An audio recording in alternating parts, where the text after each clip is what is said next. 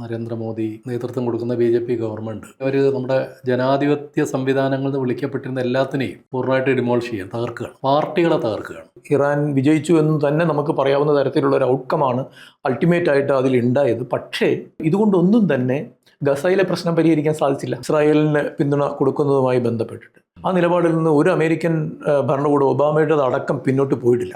പലസ്തീനെ ശക്തമായി പിന്തുണയ്ക്കുന്നതിൽ പിന്നോട്ട് പോയ ഒരു പ്രധാനപ്പെട്ട രാജ്യം ഇന്ത്യയാണ്. $30 താഴെ ശമ്പളത്തിൽ ജോലി ചെയ്യുന്ന ആ വിപുലമായ ലക്ഷക്കണക്കായ മനിലയിലെയും ഫിലിപ്പീൻസിലെയും അതുപോലെ തന്നെ ആഫ്രിക്കയിലെയും ഇന്ത്യയിലെയും ഒക്കെ തൊഴിലാളികളെ നമ്മൾ കാണുന്നില്ല.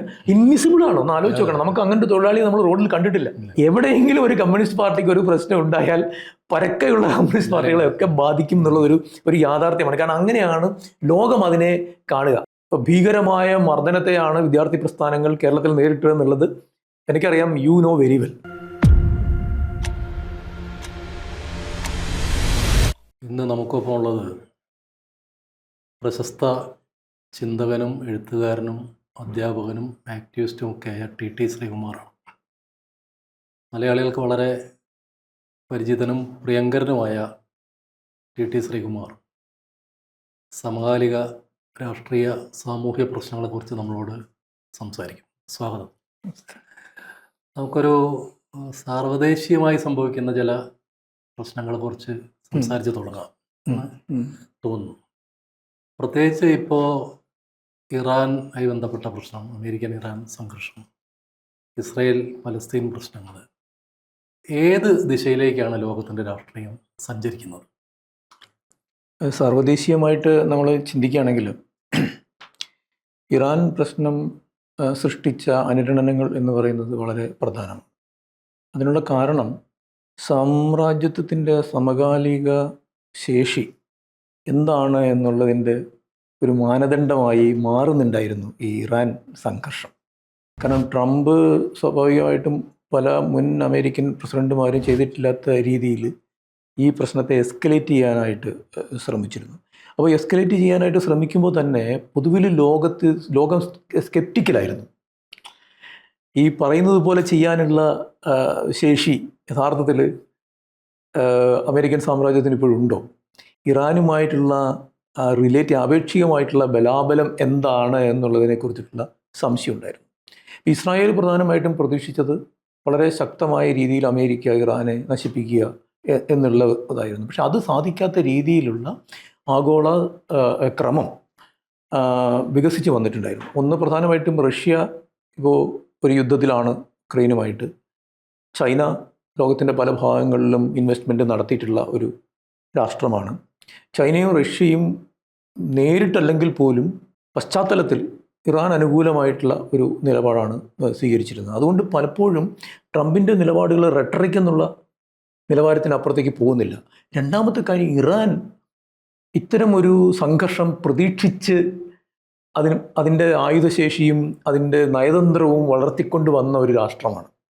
അപ്പോൾ അതുകൊണ്ട് തന്നെ ഇസ്രായേലും അമേരിക്കയും പ്രതീക്ഷിക്കാത്ത തരത്തിലുള്ള റെസ്പോൺസസ് കൊടുക്കാനായിട്ട് ഇറാന് സാധിച്ചു. ഇപ്പോൾ ഇറാന് അനുകൂലമായിട്ടല്ലെങ്കിൽ പോലും ഈ ഒരു സംഘർഷം അനാവശ്യമാണ് എന്ന് കരുതുന്ന ബഹുഭൂരിപക്ഷം രാജ്യങ്ങൾ യൂറോപ്പിൽ തന്നെ. അതിനപ്പുറത്ത് ലോകത്തിൻ്റെ പല ഭാഗങ്ങളിലും ഈ യുദ്ധത്തിനെതിരെ അമേരിക്കയിലടക്കം ആൾക്കാർ തെരുവിലിറങ്ങുന്ന ഒരു സാഹചര്യം. അമേരിക്കയിൽ വളരെ വിപുലമായ രീതിയിലുള്ള യുദ്ധവിരുദ്ധ, വിയറ്റ്നാം യുദ്ധത്തിൻ്റെ കാലത്തെയൊക്കെ പോലെയുള്ള യുദ്ധവിരുദ്ധ പ്രസ്ഥാനം ഉണ്ടായി. അപ്പോൾ ആ തരത്തിൽ രാഷ്ട്രീയമായിട്ട് അമേരിക്കൻ സാമ്രാജ്യത്വം പ്രതിസന്ധിയെ നേരിടുന്നുണ്ട്. പക്ഷേ ഈ രാഷ്ട്രീയമായ പ്രതിസന്ധി അമേരിക്കൻ സാമ്രാജ്യത്തെ ബാധിക്കാത്തത് എന്തുകൊണ്ടാണെന്ന് വെച്ചാൽ ആഗോള മൂലധനത്തിൻ്റെ താല്പര്യങ്ങൾ ഇന്ന് ഏറ്റവും കൂടുതൽ സംരക്ഷിക്കുന്നത് അമേരിക്കയാണ്, യൂറോപ്യൻ യൂണിയൻ അല്ല ആ അർത്ഥത്തിൽ. കാരണം യൂറോപ്യൻ യൂണിയൻ പലതരത്തിലുള്ള രാഷ്ട്രീയ സാമ്പത്തിക പ്രതിസന്ധികളിലൂടെ കടന്നു പോവുകയാണ്.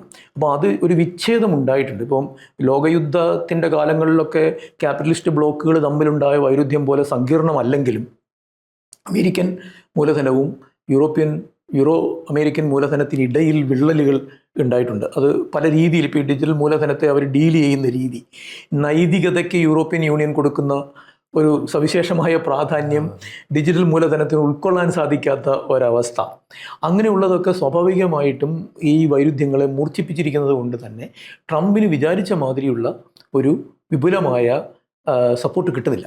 ഇത് അമേരിക്കൻ സാമ്രാജ്യം രാഷ്ട്രീയമായി നേരിടുന്ന പ്രതിസന്ധിയാണ്. സാമ്പത്തികമായി ഇപ്പോഴും അമേരിക്കൻ സാമ്രാജ്യത്തിന് ഒരു പോറൽ പോലും ഉണ്ടായിട്ടില്ല. മാത്രമല്ല ഡിജിറ്റൽ മൂലധനം അതിൻ്റെ ജൈത്രയാത്ര എന്ന് പറയാവുന്ന അതാണ് ആഗോളവൽക്കരണത്തിൻ്റെ പശ്ചാത്തലത്തിൽ നടത്തിക്കൊണ്ടിരിക്കുന്നത്. ലോകത്തിലെ തൊഴിലാളി വർഗത്തിന് ഇന്ന് ഏറ്റവും കൂടുതൽ ഭീഷണി ഉയർത്തുന്നത് ഡിജിറ്റൽ മൂലധനം തന്നെയാണ്. ഡിജിറ്റൽ മൂലധനം ഒരർത്ഥത്തിൽ നമ്മൾ പ്രതീക്ഷിക്കാത്ത തരത്തിൽ മാർസും റോസ ലക്സംബർഗും ഒക്കെ പറഞ്ഞ പോലെയുള്ള പ്രാഥമിക സഞ്ചയം ഉണ്ടല്ലോ, പ്രിമിറ്റീവ് അക്യുമുലേഷൻ, അതിൻ്റെ ഒരു ഘട്ടത്തിൽ എങ്ങനെയാണോ വിഭവങ്ങൾ ചൂഷണം ചെയ്യാനായിട്ട് ശ്രമിച്ചത് എന്ന പോലെ മൂന്നാം ലോക അല്ലെങ്കിൽ ഗ്ലോബൽ സൗത്തിലെ തൊഴിലാളി വർഗത്തെ ഈ ഡിജിറ്റൽ മൂലധനം ചൂഷണം ചെയ്തുകൊണ്ടിരിക്കുകയാണ്. അത് വിസിബിൾ അല്ല. ഈ നമ്മൾ ഈ ഭാഷാ മാതൃകകൾ എന്നൊക്കെ പറഞ്ഞിട്ട് AI വരുന്നുണ്ടെങ്കിൽ പോലും അതിന് പിന്നിലുള്ള ആഗോള അധ്വാനം ഫിലിപ്പീൻസിൽ, ഇന്ത്യയിൽ, ആഫ്രിക്കയിലൊക്കെയുള്ള ഇതിൽ ഏർപ്പെടുന്ന ഔട്ട്സോഴ്സ്ഡ് ആയിട്ടുള്ള തൊഴിലാളികൾ എങ്ങനെയാണ് ഈ AIയെ നിലനിർത്തുന്നത്. അവരുടെ വർക്കില്ലെങ്കിൽ നിലനിർത്താൻ പറ്റില്ല. ആ ലേബലിംഗ് അടക്കമുള്ള കാര്യങ്ങൾ ചെയ്യുന്നത് ഏതാണ്ട് ഈ മുതലാളിത്തത്തിൻ്റെ ആവിർഭാവ കാലത്തെ ഫാക്ടറി മുതലാളിത്തത്തിന് കീഴിൽ തൊഴിലാളികൾ ജോലി ചെയ്തതിനേക്കാൾ സംഘർഷാത്മകമായ സാഹചര്യത്തിലാണ് ഇവർ ജോലി ചെയ്യുന്നത്. ഇതിനെ ഒന്നും ഒരു ഗ്ലോബൽ കവനൻറ്റും ഇന്ന് ചോദ്യം ചെയ്യുന്നില്ല. ഇത് അമേരിക്കൻ മൂലധനത്തിൻ്റെ കുത്തകാധിപത്യം പരിപൂർണമായും നിലനിൽക്കുന്നു എന്നുള്ളതിൻ്റെ തെളിവാണ്. യൂറോപ്യൻ രാജ്യങ്ങൾ ഇതിനെ ചോദ്യം ചെയ്യുന്നില്ല. അക്കാഡമിക് മേഖലയിൽ ഇതിനെക്കുറിച്ചുള്ള വലിയ ചോദ്യം ചെയ്യലുകൾ ഉണ്ടാകുന്നില്ല. ചൈന ചോദ്യം ചെയ്യുന്നില്ല, റഷ്യ ചോദ്യം ചെയ്യുന്നില്ല. ഇതൊരു നാട്ടുനടപ്പായി മാറിയിരിക്കണം. അത്രയും തൊഴിലാളികൾ ചൂഷണം ചെയ്യപ്പെട്ടാലും കുഴപ്പമില്ല എന്നുള്ള ഒരു ധാരണയിലാണ് ഇത് നീങ്ങുന്നത്. അപ്പോൾ സാമ്പത്തികമായി അമേരിക്കൻ സാമ്രാജ്യത്തിന് വലിയ പ്രതിസന്ധികൾ ഇല്ല. മുതലാളിത്തം നേരിടുന്ന പ്രതിസന്ധികൾ അവരും അനുഭവിക്കുന്നുണ്ട്. പക്ഷേ രാഷ്ട്രീയമായിട്ട് ഈ വൈരുദ്ധ്യം എങ്ങനെ നമ്മൾ മനസ്സിലാക്കും എന്നുള്ളതാണ്. ഒരു സാമ്പത്തികമായി കുത്തകാധിപത്യം നിലനിർത്താൻ സാധിക്കുമ്പോൾ തന്നെ രാഷ്ട്രീയമായിട്ട് ഇവർക്ക് പിന്തുണ കിട്ടുന്നില്ല. ഇത് രണ്ടിൻ്റെയും ഒരു റിലേറ്റീവ് ഓട്ടോണമിയാണ് അത് കാണിക്കുന്നത്. ഇപ്പോൾ ഗ്ലോബൽ പൊളിറ്റിക്സും ഗ്ലോബൽ ഇക്കോണമിയും തമ്മിൽ ഇത്തരത്തിലുള്ള ഒരു ഡൈവർജൻസ് വന്നിട്ടുണ്ട്. അതാണ് ഇറാനെ യഥാർത്ഥത്തിൽ സഹായിച്ചത്. ഇറാൻ്റെ ഇന്നേറ്റ് ആയിട്ടുള്ള ശക്തി എന്നതിലുപരി ഈ ഗ്ലോബൽ മൂലധനത്തിനിടയിൽ രാഷ്ട്രീയമായി വന്നിട്ടുള്ള ഈ വിള്ളൽ, അതാണ് ഇതിനകത്ത് പ്രതിഫലിക്കുക. അത് സാമ്പത്തിക കാരണങ്ങളുമുണ്ട്. കാരണം ഒരു വൻ സാമ്പത്തിക ശക്തി എന്നുള്ള നിലയിൽ അമേരിക്കൻ മൂലധനത്തിൻ്റെ ആധിപത്യത്തെ യൂറോപ്യൻ യൂണിയൻ അംഗീകരിക്കുന്നില്ല എന്നുള്ളതിൻ്റെ ഒരു പ്രതിഫലനമാണ്. അതായത് മാർക്സ് പറഞ്ഞതുപോലെ ഈ സാമ്പത്തിക അടിത്തറയും ഈ രാഷ്ട്രീയ ഉപരിഘടനയും തമ്മിലൊരു സവിശേഷമായ ബന്ധമുണ്ടായിട്ടുണ്ട്. ആ ബന്ധം പക്ഷേ വൈരുദ്ധ്യാത്മികമായിട്ടുള്ളൊരു ബന്ധമാണ്. അതാണ് യഥാർത്ഥത്തിൽ ഇറാനെ സഹായിച്ചത്. ഇറാൻ്റെ സ്വകീയമായിട്ടുള്ള ചില തയ്യാറെടുപ്പുകൾ ഉണ്ടായിരുന്നു. രണ്ടാമത്തെ കാര്യം, ഇതുകൊണ്ടൊന്നും തന്നെ ഗസയിലെ പ്രശ്നം പരിഹരിക്കാൻ സാധിച്ചില്ല. ഇറാനുമായിട്ടുള്ള സംഘർഷത്തിൽ താൽക്കാലികമായി യുദ്ധവിരാമം ഉണ്ടായി. ഇറാൻ വിജയിച്ചു എന്ന് തന്നെ നമുക്ക് പറയാവുന്ന തരത്തിലുള്ള ഒരു ഔട്ട്കമാണ് അൾട്ടിമേറ്റായിട്ട് അതിലുണ്ടായത്. പക്ഷേ പലസ്തീൻ പ്രശ്നം സങ്കീർണമായി. പലസ്തീൻ പ്രശ്നത്തിൽ ആരും ഇടപെടുന്നില്ല. ഇസ്രായേലിന് തോന്നുന്ന രീതിയിൽ ഗസയിൽ ഇടപെടുകയും ഇപ്പോഴും നിരന്തരമായി മർദ്ദനങ്ങൾ നടത്തുകയും അറസ്റ്റുകൾ നടത്തുകയും കൊലകൾ നടത്തുകയും തദ്ദേശീയരെ അപമാനിക്കുകയും ഒക്കെ ചെയ്യുന്ന പ്രക്രിയ അനുസ്യൂതം തുടരുകയാണ്. അതിന് ലോകത്തിനൊന്നും തന്നെ, ചൈന അടക്കമുള്ള, റഷ്യ അടക്കമുള്ള ആർക്കും ഒന്നും ചെയ്യാൻ കഴിയാത്ത ഒരവസ്ഥ നിലനിൽക്കുകയും ചെയ്യുന്നു. അപ്പോൾ അതാണ് ഈ രാഷ്ട്രീയമായിട്ടുള്ള പിന്തുണ ഉണ്ടെങ്കിൽ പോലും അത് പരിമിതമാണ്. പലസ്തീൻ പ്രശ്നത്തിലേക്ക് കടന്നു കയറി ഇസ്രായേലിനെ ഒറ്റപ്പെടുത്തുന്ന ഒരു തരത്തിലേക്ക് നീങ്ങാൻ യൂറോപ്യൻ യൂണിയൻ പോലും തയ്യാറല്ല എന്നുള്ളതാണ് അതിൻ്റെ അടിസ്ഥാനപരമായ കാരണം. യഥാർത്ഥത്തിൽ ഈ ഒരു പലസ്തീൻ പ്രശ്നം രൂക്ഷമായി ഗസയിൽ ഇടപെടൽ വന്നു. അന്നൊക്കെ ഇസ്രായേൽ ഒരു ഒരിക്കലും തോൽപ്പിക്കാൻ പറ്റാത്ത, അല്ലെങ്കിൽ ഒരിക്കലും പിന്മടങ്ങാത്ത ഒരു രാജ്യമാണ്. ഭയങ്കര അതിശക്തമായ സംവിധാനം പറ്റില്ല. പക്ഷേ ഇറാൻ യഥാർത്ഥത്തിൽ ആ ഒരു മിഥ്യയെ ഇറാൻ തകർത്തിട്ടുണ്ട്. ഇറാന് സത്യത്തിലിപ്പം വടക്കൻ കൊറിയ ഒഴി ഒരു രാജ്യവും പരസ്യമായിട്ട് ഇറാനെ പിന്തുണയ്ക്കുന്ന രീതിയിൽ വന്നിട്ടില്ല. മറ്റുള്ള രഹസ്യമായിട്ട് സഹായിച്ചിട്ടുണ്ടാവാം, ചൈന റഷ്യയൊക്കെ സഹായിച്ചിട്ടുണ്ടാവാം. പക്ഷെ പരസ്യമായിട്ട് ഞങ്ങൾ ഇറാനെ ആ നിലയ്ക്ക് സഹായിക്കുമെന്ന് വടക്കൻ കൊറിയ മാത്രമേ പറഞ്ഞിട്ടുള്ളൂ. ഇറാനാകട്ടെ യുദ്ധം കഴിയുമ്പോൾ അമേരിക്കയോട് വിലപേശാൻ കഴിയുന്ന ഒരു ശേഷിയുള്ള രാജ്യമായിട്ട് മാറുകയാണ്. എന്തായിരുന്നു ഇറാൻ്റെ യഥാർത്ഥത്തിൽ? ഇറാനിൽ ഒരുപാട് കുഴപ്പങ്ങളുണ്ടായിരുന്നു. യുദ്ധം നടത്തുന്നതിന് മുമ്പ് ഇറാൻ ആഭ്യന്തരമായിട്ട് ഒരുപാട് പ്രശ്നങ്ങൾ അനുഭവിച്ചിരുന്ന ഒരു രാജ്യമാണ്. അവിടെ ഭരണമാറ്റത്തിന് വേണ്ടി ജനങ്ങൾ തെരുവിലിറങ്ങുന്നതൊക്കെയാണ് പറഞ്ഞുകൊണ്ടിരുന്നത്. പക്ഷെ അവരല്ലാതെ ഈ പ്രതിസന്ധി ഘട്ടത്തിൽ അവരെല്ലാം ഒന്നിക്കുകയും ഇറാൻ്റെ ഒരു ദേശീയത ഉയർത്തിപ്പിടിക്കുകയും അമേരിക്കയുമായി വിലപേശാൻ കഴിയുന്ന തരത്തിലേക്ക് മാറുകയും ചെയ്തു. എന്തായിരിക്കും അതിൻ്റെ മെക്കാനിസം? ഇറാൻ്റെ ഒരു സവിശേഷത എന്താണെന്ന് വെച്ചാൽ, ഇറാൻ ഇറാഖ് യുദ്ധം നടക്കുന്ന സമയത്താണ് അമേരിക്ക ഇറാഖിനെ ആക്രമിക്കുന്നത്. ആദ്യം ഇറാൻ ചെയ്തത് ഇറാഖുമായിട്ടുള്ള ശത്രുത അവസാനിപ്പിക്കുകയായിരുന്നു. പിൻവാങ്ങുകയായിരുന്നു. ഇനി ഇതിൽ ഞങ്ങൾ ഇടപെടുന്നില്ല എന്ന് പറഞ്ഞിട്ട്. പക്ഷെ അതിൽ നിന്ന് ഇറാൻ പഠിച്ച ഒരു പാഠം, ഇറാൻ ഇത് ചെയ്യാൻ തന്നെയുള്ളൊരു പ്രധാന കാരണം എന്ന് പറയുന്നത് അടുത്തത് ഇറാനാണ് എന്ന് ഇറാൻ ഉത്തമ ബോധ്യം ഉണ്ടായിരുന്നു എന്നുള്ളതുകൊണ്ടാണ്. കാരണം ഇറാഖിനേക്കാൾ കൂടുതൽ ഇറാൻ അമേരിക്കയുടെ ശത്രുവാണ്. കാരണം ഈ ഷാ ഡയനാസ്റ്റിയെ തകർത്ത് അവിടെ ഒരു ഇസ്ലാമിക വിപ്ലവം കൊണ്ടുവന്നു എന്നുള്ളത് തന്നെ അമേരിക്കയുടെ 1970-കളിൽ ആ സമയത്ത് ശരിക്കും ഈ കോൾഡ് വാർ നിലനിൽക്കുന്ന, ശീതയുദ്ധം നിലനിൽക്കുന്ന കാലഘട്ടമാണെങ്കിൽ പോലും അമേരിക്കയുടെ ഒരു അപ്രമാദിത്വം ആഗോള മേഖലയിൽ ഏതാണ്ട് തെളിയിക്കപ്പെട്ടു വന്ന സമയമാണ് ഈ 70-കളുടെ അവസാനം എന്ന് പറയുന്നത്. സോവിയറ്റ് യൂണിയൻ ശക്തമായിട്ടുണ്ടെങ്കിൽ പോലും സോവിയറ്റ് യൂണിയനുള്ളിലെ ക്രാക്സ് ഏതാണ്ട് വിസിബിളായി തുടങ്ങുകയും അമേരിക്കയ്ക്ക് ഏതാണ്ട് സമ്പൂർണ്ണമായൊരു ശീതയുദ്ധത്തിൽ വിജയം കൈവരിക്കാൻ സാധിക്കുമെന്നുള്ള ഒരു അവസരം ഉണ്ടായത്. സ്റ്റാർ വാർസ് തുടങ്ങിയിട്ടുള്ള കാര്യങ്ങൾ, റീഗണോമിക്സും താച്ചറിസവും ഒക്കെ വരുന്ന ആ കാലഘട്ടത്തിലാണ് ഈ ഇറാനിൽ ഈ വിപ്ലവം നടക്കുന്നത്, ഇസ്ലാമിക വിപ്ലവം നടക്കുന്നത്.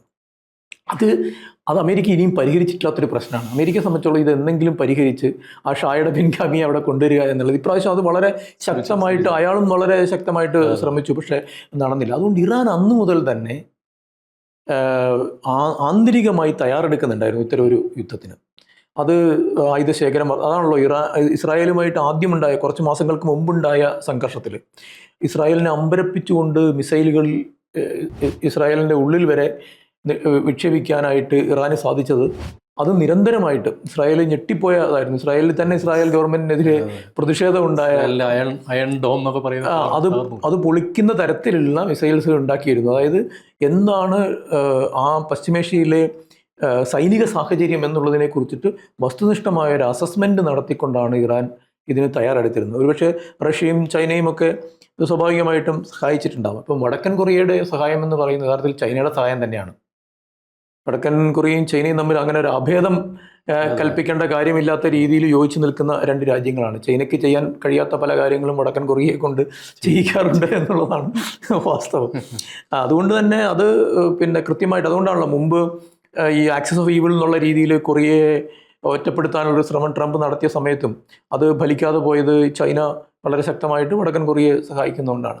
നമ്മളൊരു ഗ്ലോബൽ പൊളിറ്റിക്സ് ആണ് പ്രധാനമായിട്ടും അതിനകത്ത് കാണുന്നത്. ഗ്ലോബൽ ജിയോ പൊളിറ്റിക്സിൽ ഈ ഒരു അച്ചുതണ്ടിൽ വടക്കൻ കൊറിയ ചൈനയുടെ ഒരു സാറ്റലൈറ്റ് ആയിട്ട് നിൽക്കുന്നത് മറ്റ് പല തരത്തിലും അമേരിക്കൻ സാമ്രാജ്യത്തിന് ബുദ്ധിമുട്ടുണ്ടാക്കുന്ന ഒരു കാര്യമാണ്. ഇപ്പോൾ കൊറിയയുടെ ഒക്കെ ജനാധിപത്യമുണ്ടോ, ചൈനയിൽ ജനാധിപത്യമുണ്ടോ എന്നുള്ള ചോദ്യങ്ങൾ മറ്റൊരു ചോദ്യമാണ്. അമേരിക്കൻ ജനാധിപത്യമുണ്ടോ എന്നുള്ള ചോദ്യം പോലെ തന്നെ ഇതിൽ നിന്ന് വ്യത്യസ്തമായിട്ടുള്ള ഒന്നാണ്. പക്ഷേ ഇവരൊരു സാറ്റലൈറ്റ് പോലെ ഇങ്ങനെ നിൽക്കുകയും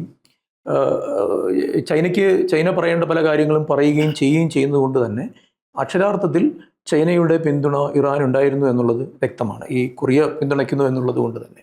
കാരണം ചൈനയ്ക്ക് വൈരുദ്ധ്യമുള്ളൊരു കാര്യം കൊറിയ ചെയ്യാനുള്ള ഒരു സാധ്യതയും ഇല്ല. പക്ഷെ അതിനേക്കാളെല്ലാം ഉപരി ഞാൻ നേരത്തെ സൂചിപ്പിച്ച പോലെ ഇറാൻ ഇതിന് വ്യക്തമായ മാനസികവും സൈനികവും രാഷ്ട്രീയവുമായ തയ്യാറെടുപ്പ് നടത്തിയിരുന്നു. അതുകൊണ്ടാണ് ഇന്റേണൽ ഡിസെന്റ് ഉണ്ടായ സമയത്ത് അവർക്കതിനെ ദേശീയ താല്പര്യം വെച്ച് പരിഹരിക്കാൻ സാധിച്ചത്. കാരണം ഈ ഒരു ഇന്റേണൽ ഡിസെന്റ് അമേരിക്ക പ്രതീക്ഷിച്ചത് അതാണ്. ഗദ്ദാഫിക്കെതിരെയൊക്കെ ഇറങ്ങിയതുപോലെ ആ ഇന്റേണൽ ഡിസെന്റിന്റെ മോമെന്റ് ഉപയോഗിച്ച് ഇൻഫിൽട്രേറ്റ് ചെയ്ത് ആ ഇൻഫിൽട്രേഷനിലൂടെ ഇറാൻ സർക്കാരിനെ, ഭരണകൂടത്തെ അട്ടിമറിക്കാമെന്നുള്ള പ്രതീക്ഷയാണ്. അല്ല മുഴുവൻ യുദ്ധം ചെയ്ത് തോൽപ്പിക്കാമെന്ന് പ്രതീക്ഷിക്കുന്നില്ല. ഇപ്പോൾ ഇറാഖിൽ ചെയ്ത പോലെ മുഴുവൻ യുദ്ധം ചെയ്ത് പ്രതീക്ഷിക്കാൻ പറ്റില്ല. കാരണം ഇറാഖിനുണ്ടായിരുന്ന ഏറ്റവും വലിയ ദൗർബല്യം ഇറാഖിന് ആയുധം ഉണ്ടായിരുന്നില്ല എന്നുള്ളതാണ്. ഇവർ ആയുധം ഉണ്ട് എന്ന് പറയുന്നതാണ് ഇറാഖിനെ ആക്രമിക്കാൻ ഒരു നിമിത്തമായിട്ട് എടുത്തതെങ്കിലും ലോകം പിന്നീട് മനസ്സിലാക്കിയ ഒരു വസ്തുത, ആ സൗദി അറേബ്യയിലേക്ക് വിട്ട 4-5 സ്കഡ് മിസൈൽ ഒഴിച്ച് ഒന്നും തന്നെ യഥാർത്ഥത്തിൽ ഇറാഖിൻ്റെ സൈനിക ശേഖരത്തിൽ ഉണ്ടായിരുന്നില്ല. വളരെ വീക്കായിരുന്നു. കാരണം ഇറാനും ഇറാഖും തമ്മിലുള്ള യുദ്ധം ഇറാഖിനെ വളരെയേറെ ക്ഷയിപ്പിച്ചിരുന്നു, സൈനികമായിട്ട് ക്ഷയിപ്പിച്ചിരുന്നു. ഏതാണ്ട് 6-7 കൊല്ലം നീണ്ടുനിന്ന 10 വർഷത്തോളം നീണ്ടുനിന്ന യുദ്ധമാണെന്ന് ആലോചിക്കണം. അപ്പോൾ അതുകൊണ്ട് തന്നെ അവർ ക്ഷയിച്ചിരുന്നു. പക്ഷേ Iran on the other hand വളരെ ശക്തമായ തയ്യാറെടുപ്പുകളാണ് നടത്തിയത്. മാത്രമല്ല സ്ട്രാറ്റജിക് പ്രിപ്പറേഷൻസ് ആണ് അവർ നടത്തിയത്. ഇതാണ് ഇസ്രായേലിൻ്റെ വീക്ക്നെസ്. അപ്പോൾ ഇത് അറിഞ്ഞുകൊണ്ടുള്ള ഒരു പ്രത്യാക്രമണം മാത്രമേ ഫലിക്കുകയുള്ളൂ. അതൊരു വേഗമായിട്ട് ഇസ്രായേലിനെ ആക്രമിക്കാം എന്നുള്ളതല്ല. അവരുടെ ഈ നിരീക്ഷണ സംവിധാനങ്ങളെ കബളിപ്പിച്ചുകൊണ്ട് എങ്ങനെ ഇസ്രായേലിനെ ആക്രമിക്കാം എന്നുള്ളതിലാണ് ഇറാൻ വൈദഗ്ധ്യം നേടിയത്. ആ വൈദഗ്ധ്യവും അതിൻ്റെ പിന്നിലുള്ള തയ്യാറെടുപ്പുമാണ് ഇറാനെ രക്ഷിക്കുന്നത്. പക്ഷേ നേരത്തെ പറഞ്ഞ പോലെ ജിയോ പൊളിറ്റിക്കൽ ബാലൻസ് മാറിയിട്ടുണ്ട്. ചൈന രാഷ്ട്രീയമായി ഇടപെടുന്നതിൽ വിസമ്മതമുള്ള വൈമുഖ്യമുള്ള ഒരു രാഷ്ട്രമാണെങ്കിൽ പോലും ന്യൂട്രൽ അല്ല, നിഷ്പക്ഷതയല്ല. അത് വെറും പച്ചയായ നിഷ്പക്ഷതയല്ല, മറിച്ച് ഞങ്ങൾക്ക് നേരിട്ട് ഇടപെട്ട് സൈന്യത്തെ അയച്ച് നിങ്ങളെ പ്രതിരോധിപ്പിക്കാനുള്ള താല്പര്യമില്ല, പക്ഷേ മറ്റു വഴികൾ നിങ്ങൾക്കുണ്ടെങ്കിൽ ഞങ്ങളുടേതായ സഹായം ഉണ്ടാകും എന്നുള്ളതാണ്. കാരണം പശ്ചിമേഷ്യയിൽ അമേരിക്കയുടെ ശക്തി കുറയുന്നത് കൊണ്ട് ഏറ്റവും കൂടുതൽ നേട്ടം ഉണ്ടാകാൻ പോകുന്നത് ചൈനയ്ക്കാണ്. കാരണം ചൈനയ്ക്ക് വലിയൊരു സ്വാധീനം ഇല്ലാത്തൊരു പ്രദേശമാണ് പശ്ചിമേഷ്യ. ആഫ്രിക്കയിലൊക്കെ ആണെങ്കിൽ നല്ല സ്വാധീനമായി കഴിഞ്ഞു. ഏഷ്യയിലെ പല പ്രദേശങ്ങളിലും ചൈനയ്ക്ക് നല്ല സ്വാധീനമായി കഴിഞ്ഞു.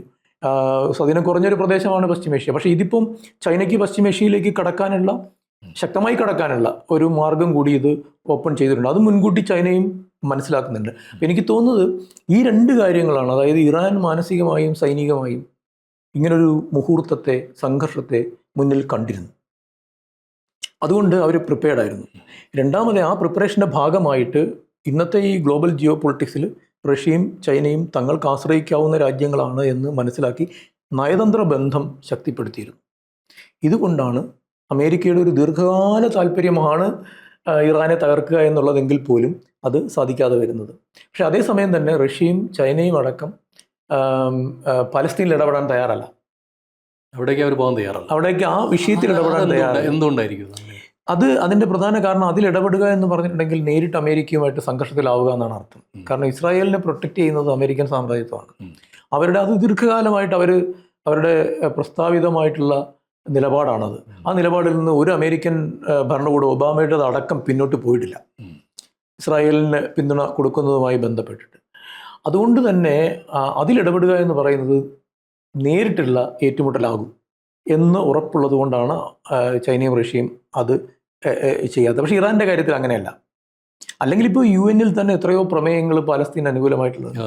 ഇപ്പോൾ തന്നെ ഗസയിൽ നടക്കുന്ന നഗ്നമായ മനുഷ്യാവകാശ ലംഘനങ്ങൾ ചൈനയും റഷ്യയും ഉയർത്തുകയാണെങ്കിൽ അത് വലിയൊരു പോരാട്ടത്തിന് ആഗോളതലത്തിൽ സഹായകമാകുന്നതാണല്ലോ. കാരണം പിന്നോട്ട് പോയ ഒരേ ഒരു രാജ്യം ഇന്ത്യയാണ്. പലസ്തീനെ ശക്തമായി പിന്തുണയ്ക്കുന്നതിൽ പിന്നോട്ട് പോയ ഒരു പ്രധാനപ്പെട്ട രാജ്യം ഇന്ത്യയാണ്.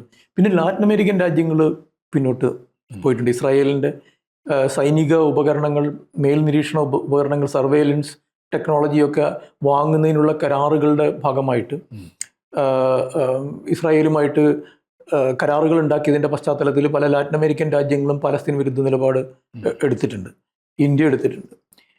ആ ഒരു സിറ്റുവേഷനിലേക്ക് പോകുന്നില്ലെങ്കിൽ പോലും ഈ പല രാജ്യങ്ങളുമായിട്ടും ചൈനയ്ക്കും വളരെ അടുത്ത സാമ്പത്തിക ബന്ധങ്ങളുള്ളതാണ്. അപ്പം അതുകൊണ്ട് തന്നെ ചൈന അല്ലെങ്കിൽ റഷ്യ രണ്ടു കൂട്ടരും പലസ്തീൻ പ്രശ്നത്തിൽ വ്യക്തമായൊരു നിലപാട് സ്വീകരിക്കാനായിട്ട് തയ്യാറാകുന്നത്. ഇപ്പോൾ രാഷ്ട്രീയമായിട്ടൊരു നിലപാടുണ്ട്. ഞാൻ പറഞ്ഞത് സൈനികമായിട്ട് ഇതിനെന്ത് ചെയ്യാൻ സാധിക്കുമെന്നുള്ളതിനെക്കുറിച്ച് അവർ ആലോചിക്കുന്നതേ ഇല്ല.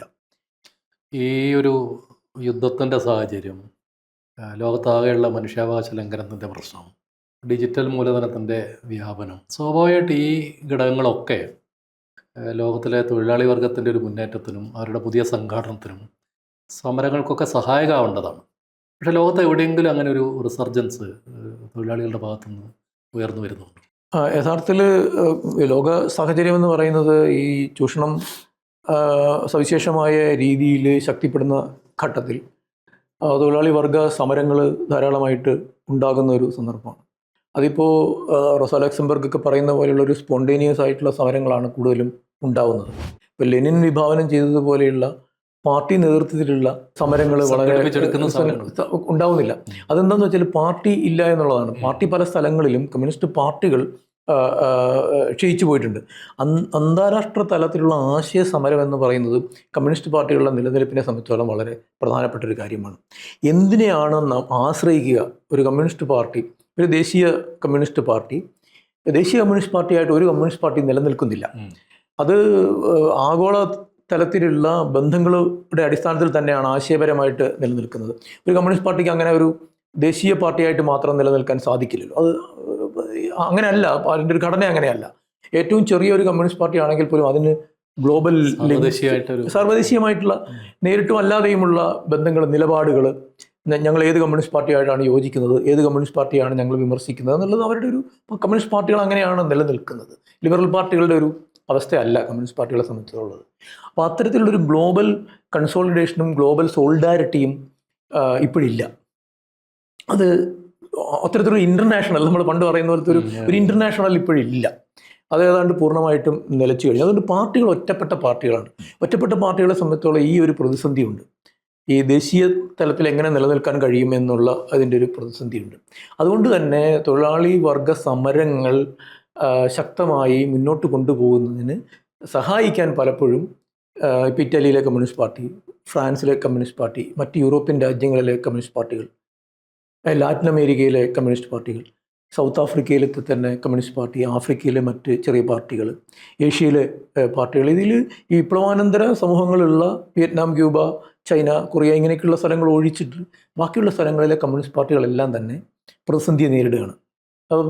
ഈ സമരങ്ങൾ സംഘടിപ്പിക്കാനോ ഈ സമരങ്ങളുടെ മുൻപന്തിയിൽ വരാനോ അവർക്ക് സാധിക്കുന്നില്ല. ഇപ്പോൾ ഇന്ത്യയിലെ ഗിഗ് തൊഴിലാളികളുടെ സമരം, ഗിഗ് തൊഴിലാളികൾ സ്വയം സംഘടിച്ച് മുമ്പോട്ട് വന്നതാണ്. അത് മുമ്പാണെങ്കിൽ ഒരു സംഘടന ഉണ്ടാക്കുന്നത് സ്വാഭാവികമായിട്ടും കമ്മ്യൂണിസ്റ്റ് പാർട്ടി ആയിരിക്കും. പക്ഷേ കമ്മ്യൂണിസ്റ്റ് പാർട്ടികൾ പിന്തുണയ്ക്കുന്നുണ്ടെങ്കിൽ പോലും കമ്മ്യൂണിസ്റ്റ് പാർട്ടികൾ സംഘടിപ്പിച്ചിട്ടല്ല ഗിഗ് തൊഴിലാളികൾ സംഘടിച്ചത്. IT മേഖലയിൽ തന്നെ CITU ഒടുവിൽ നിർണായകമായി ഇടപെടൽ നടത്തിയാണ് IT മേഖലയിൽ ഒരു തൊഴിലാളി യൂണിയൻ ഉണ്ടാക്കുന്നതൊക്കെ. അത് വളരെ പരിമിതമായ പ്രവർത്തനങ്ങൾ നടക്കുന്നുള്ളൂ. ബാംഗ്ലൂർ, ബോംബെ അങ്ങനെയൊക്കെയുള്ള ചില മേഖലകളിൽ മാത്രമേ അത് ഉള്ളൂ. അതും ചെറിയൊരു വിഭാഗം മാത്രമാണ്. വലിയൊരു വിഭാഗം IT തൊഴിലാളികൾ അതിൻ്റെ ഭാഗമല്ല. പക്ഷേ ഈ പുതിയ ഈ പ്ലാറ്റ്ഫോം മുതലാളിത്തം വന്നതിന് ശേഷം പ്ലാറ്റ്ഫോം മുതലാളിത്തത്തിലെ ഔട്ട്സോഴ്സ്ഡ് ആയിട്ടുള്ള ഈ കോൺട്രാക്ട് എംപ്ലോയീസ്, അവരുടെ ജീവിത നിലവാരം വളരെ താഴ്ന്നതാണ്. അവരുടെ ജോലി സമയം എന്ന് പറയുന്നത് വളരെ കൂടുതലാണ്. അവരുടെ വരുമാനം വളരെ കുറവാണ്. ഈ ഒരു ഊബർ ഡ്രൈവർമാർ, ഈ സൊമാറ്റോ, സ്വിഗ്ഗി തുടങ്ങിയിട്ടുള്ള ആമസോണിൻ്റെ വർക്കേഴ്സ് തുടങ്ങിയിട്ടുള്ള ഈ പ്ലാറ്റ്ഫോം മുതലാളിത്തം, ഡിജിറ്റൽ മുതലാളിത്തത്തിൻ്റെ മറ്റൊരു മാനിഫെസ്റ്റേഷനാണല്ലോ പ്ലാറ്റ്ഫോം മുതലാളിത്തം എന്ന് പറയുന്നത്. ആ പ്ലാറ്റ്ഫോം മുതലാളിത്തത്തിന് കീഴിലുള്ള തൊഴിലാളികൾ സംഘടിപ്പിക്കാനായിട്ട് കമ്മ്യൂണിസ്റ്റ് പാർട്ടികൾക്ക് സാധിക്കുന്നില്ല. അവരുടെ പ്രശ്നങ്ങൾ ഉയർന്നു വന്നപ്പോൾ ഇപ്പോൾ സഹായിക്കുന്നുണ്ട്, വേണമെങ്കിൽ യൂണിയൻ ഉണ്ടാക്കാൻ സാധിക്കുമായിരിക്കും. പക്ഷേ ലോകത്തൊരിടത്തും തന്നെ അവരുടെ സംഘടന ശേഷി സ്പോണ്ടേനിയസ് ആയിട്ട് വികസിക്കുന്നില്ല. ചെറിയ ചെറിയ സമരങ്ങളിൽ അത് ഒതുങ്ങിപ്പോൾ ഊബർ ഡ്രൈവർമാരുടെ സമരം ഇപ്പോൾ വിജയിക്കുമെന്ന് വിചാരിച്ചൊരു സമരമാണ്. പക്ഷേ അത് പല സ്ഥലങ്ങളിലും പരാജയപ്പെട്ടു പോവുകയാണ് ചെയ്തിട്ടുള്ളത്. ആഗോളതലത്തിൽ പ്ലാറ്റ്ഫോം ക്യാപിറ്റലിസത്തിൻ്റെ ഏറ്റവും ശക്തമായ ഒരു സംവിധാനമാണ് ഊബർ എന്ന് പറയുന്നത്. അതുപോലെ സ്വിഗ്ഗി, സൊമാറ്റോ തുടങ്ങിയിട്ടുള്ള സംവിധാനങ്ങൾ. ഈ സംവിധാനങ്ങളിൽ ഒന്നും തന്നെ തൊഴിലാളികൾക്ക് പഴയ രീതിയിൽ സംഘടിക്കാൻ സാധിക്കുന്നില്ല. അതിനുശേഷം ഉണ്ടായതാണ് ഈ നിർമ്മിത ബുദ്ധിയുമായി ബന്ധപ്പെട്ടിട്ടുള്ള മൂന്നാം ലോക ലേബലിംഗ് തൊഴിലാളികളുടെ പ്രശ്നം. 13 മണിക്കൂർ 14 മണിക്കൂറൊക്കെ ഇതിനു വേണ്ടി ജോലി ചെയ്യും, ഇത് ഫീഡ് ചെയ്യുകയും ചെയ്തുകൊണ്ട് അതിനകത്ത് IT എഞ്ചിനീയർമാരുടെ ഇടപെടലിൻ്റെ സന്ദർഭം തൊട്ട് മാത്രമേ നമ്മൾ IT മനസ്സിലാക്കുന്നുള്ളൂ, നിർമ്മിത ബുദ്ധിയെ മനസ്സിലാക്കുന്നുള്ളൂ. അതിന് മുൻപ് ഈ ഡേറ്റ മുഴുവൻ കുത്തിയിരുന്ന് ഇതിനകത്തേക്ക് അടിച്ചു കയറ്റിയ തൊഴിലാളികൾ ഇപ്പോഴും ചെയ്തുകൊണ്ടിരിക്കുന്ന, ദിവസം 13-14 മണിക്കൂർ ജോലി ചെയ്ത് $30 താഴെ ശമ്പളത്തിൽ ജോലി ചെയ്യുന്ന ആ വിപുലമായ ലക്ഷക്കണക്കായ മനിലയിലെയും ഫിലിപ്പീൻസിലെയും അതുപോലെ തന്നെ ആഫ്രിക്കയിലെയും ഇന്ത്യയിലെയും ഒക്കെ തൊഴിലാളികളെ നമ്മൾ കാണുന്നില്ല. ഇൻവിസിബിൾ ആണോ എന്ന് ആലോചിച്ച് നോക്കണം. നമുക്ക് അങ്ങനത്തെ തൊഴിലാളിയെ നമ്മൾ റോഡിൽ കണ്ടിട്ടില്ല. ഇന്ത്യയിലുണ്ട്.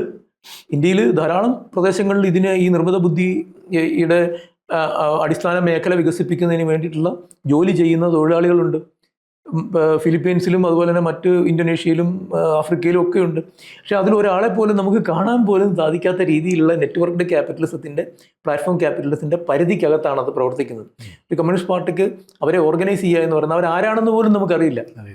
ആ കമ്പനിക്ക് മാത്രമേ അറിയുള്ളൂ. കാരണം വർക്ക്ഷോപ്പില്ല, ഫാക്ടറി ഇല്ല, ഓഫീസില്ല. ഇവരെ സംഘടിപ്പിച്ചു എന്ന് തന്നെ നമ്മൾ അറിയുന്നത് പിന്നെയാണ്.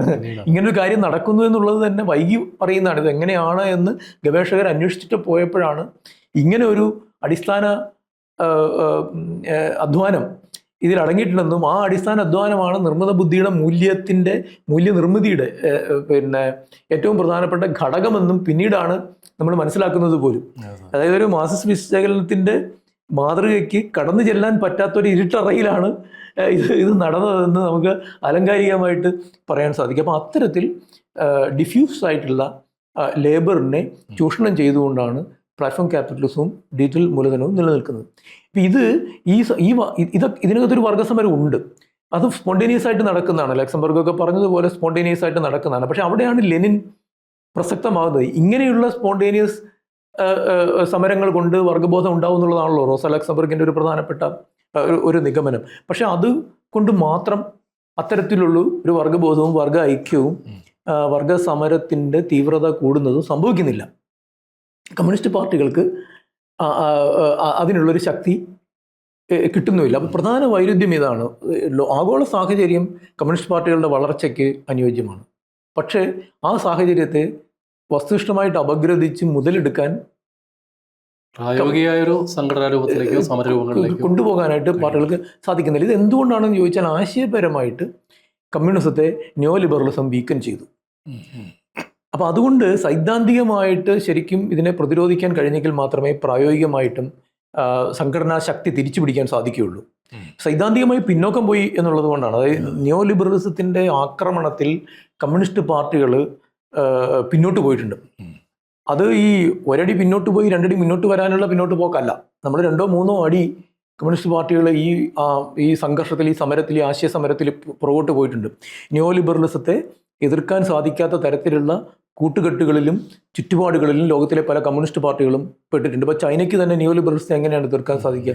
കാരണം ചൈനയുടെ സാമ്പത്തിക സ്രോതസ് പ്രധാനമായിട്ടും ആഗോള ന്യോ ലിബറൽ മൂലധനമാണ്.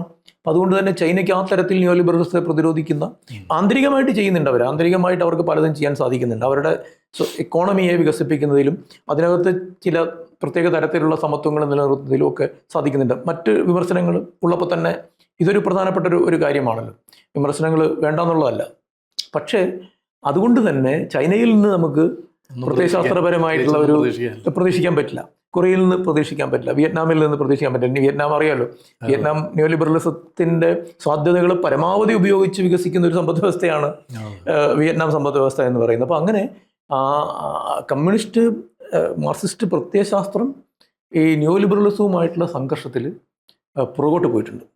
അതിൽ നിന്നും പാർട്ടികളും ഇൻ്റലക്ച്വൽസും പരമാവധി ശ്രമിച്ച് മുന്നോട്ട് വരുന്നതിലൂടെയും മാത്രമേ യഥാർത്ഥത്തിൽ ഈ രാഷ്ട്രീയമായിട്ടുള്ള പരാജയങ്ങൾക്കുള്ള ഉത്തരം കണ്ടെത്താൻ സാധിക്കുകയുള്ളൂ. അല്ല, രാഷ്ട്രീയമായിട്ട് മാത്രം ഒരു കമ്മ്യൂണിസ്റ്റ് പാർട്ടിക്ക് ഉത്തരം കണ്ടെത്താൻ പറ്റില്ല.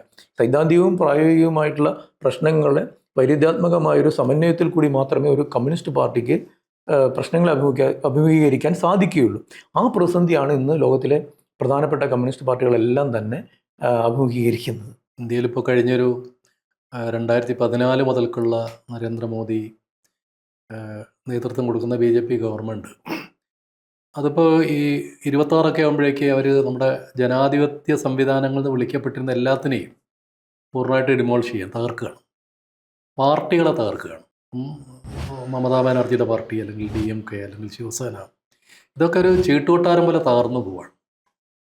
അങ്ങനെയുള്ള ഒരു ചുറ്റുപാടിൽ നമ്മൾ നേരത്തെ അറിഞ്ഞ രീതിയിലുള്ള ഒരു ജനാധിപത്യ പാർലമെൻ്ററി ജനാധിപത്യ വ്യവസ്ഥ, പാർട്ടികൾ, അതൊക്കെ ഇനി അതിജീവിക്കും. എന്താ അതിൻ്റെ സാധ്യത? ഇന്ത്യയുടെ ഈ ഭരണഘടനാ അധിഷ്ഠിതമായ ജനാധിപത്യ സംവിധാനത്തെ BJP ചോദ്യം ചെയ്യുന്നില്ല എന്ന് നമുക്ക് വേണമെങ്കിൽ പുറമേ നിന്ന് പറയാം.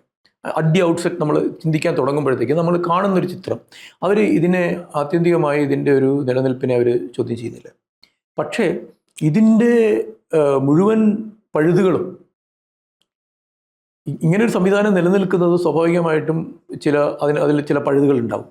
ആ പഴുതുകൾ മുഴുവനും ഉപയോഗിച്ച് ഇതിനെ ആന്തരികമായി ദ്രവിപ്പിക്കാനാണ് അവർ ശ്രമിക്കുന്നത്. അപ്പോൾ അവരുടെ പല പ്രവർത്തനങ്ങൾ 2014 മുതലുള്ള പ്രവർത്തനങ്ങൾ അവർ നേരിട്ട് ഈ ഭരണഘടനാപരമായ ജനാധിപത്യ സംവിധാനത്തെ ടാർഗറ്റ് ചെയ്യുന്നില്ല. പക്ഷേ അതിൻ്റെ തന്നെ ലൂപ്പ് ഹോൾസ് ഉപയോഗിച്ചിട്ട് അതിനെ ആന്തരികമായി ക്ഷയിപ്പിക്കുന്നുണ്ട്. ഇപ്പോൾ ഏറ്റവും നല്ലൊരു ഉദാഹരണം ത്രിപുരയാണ്.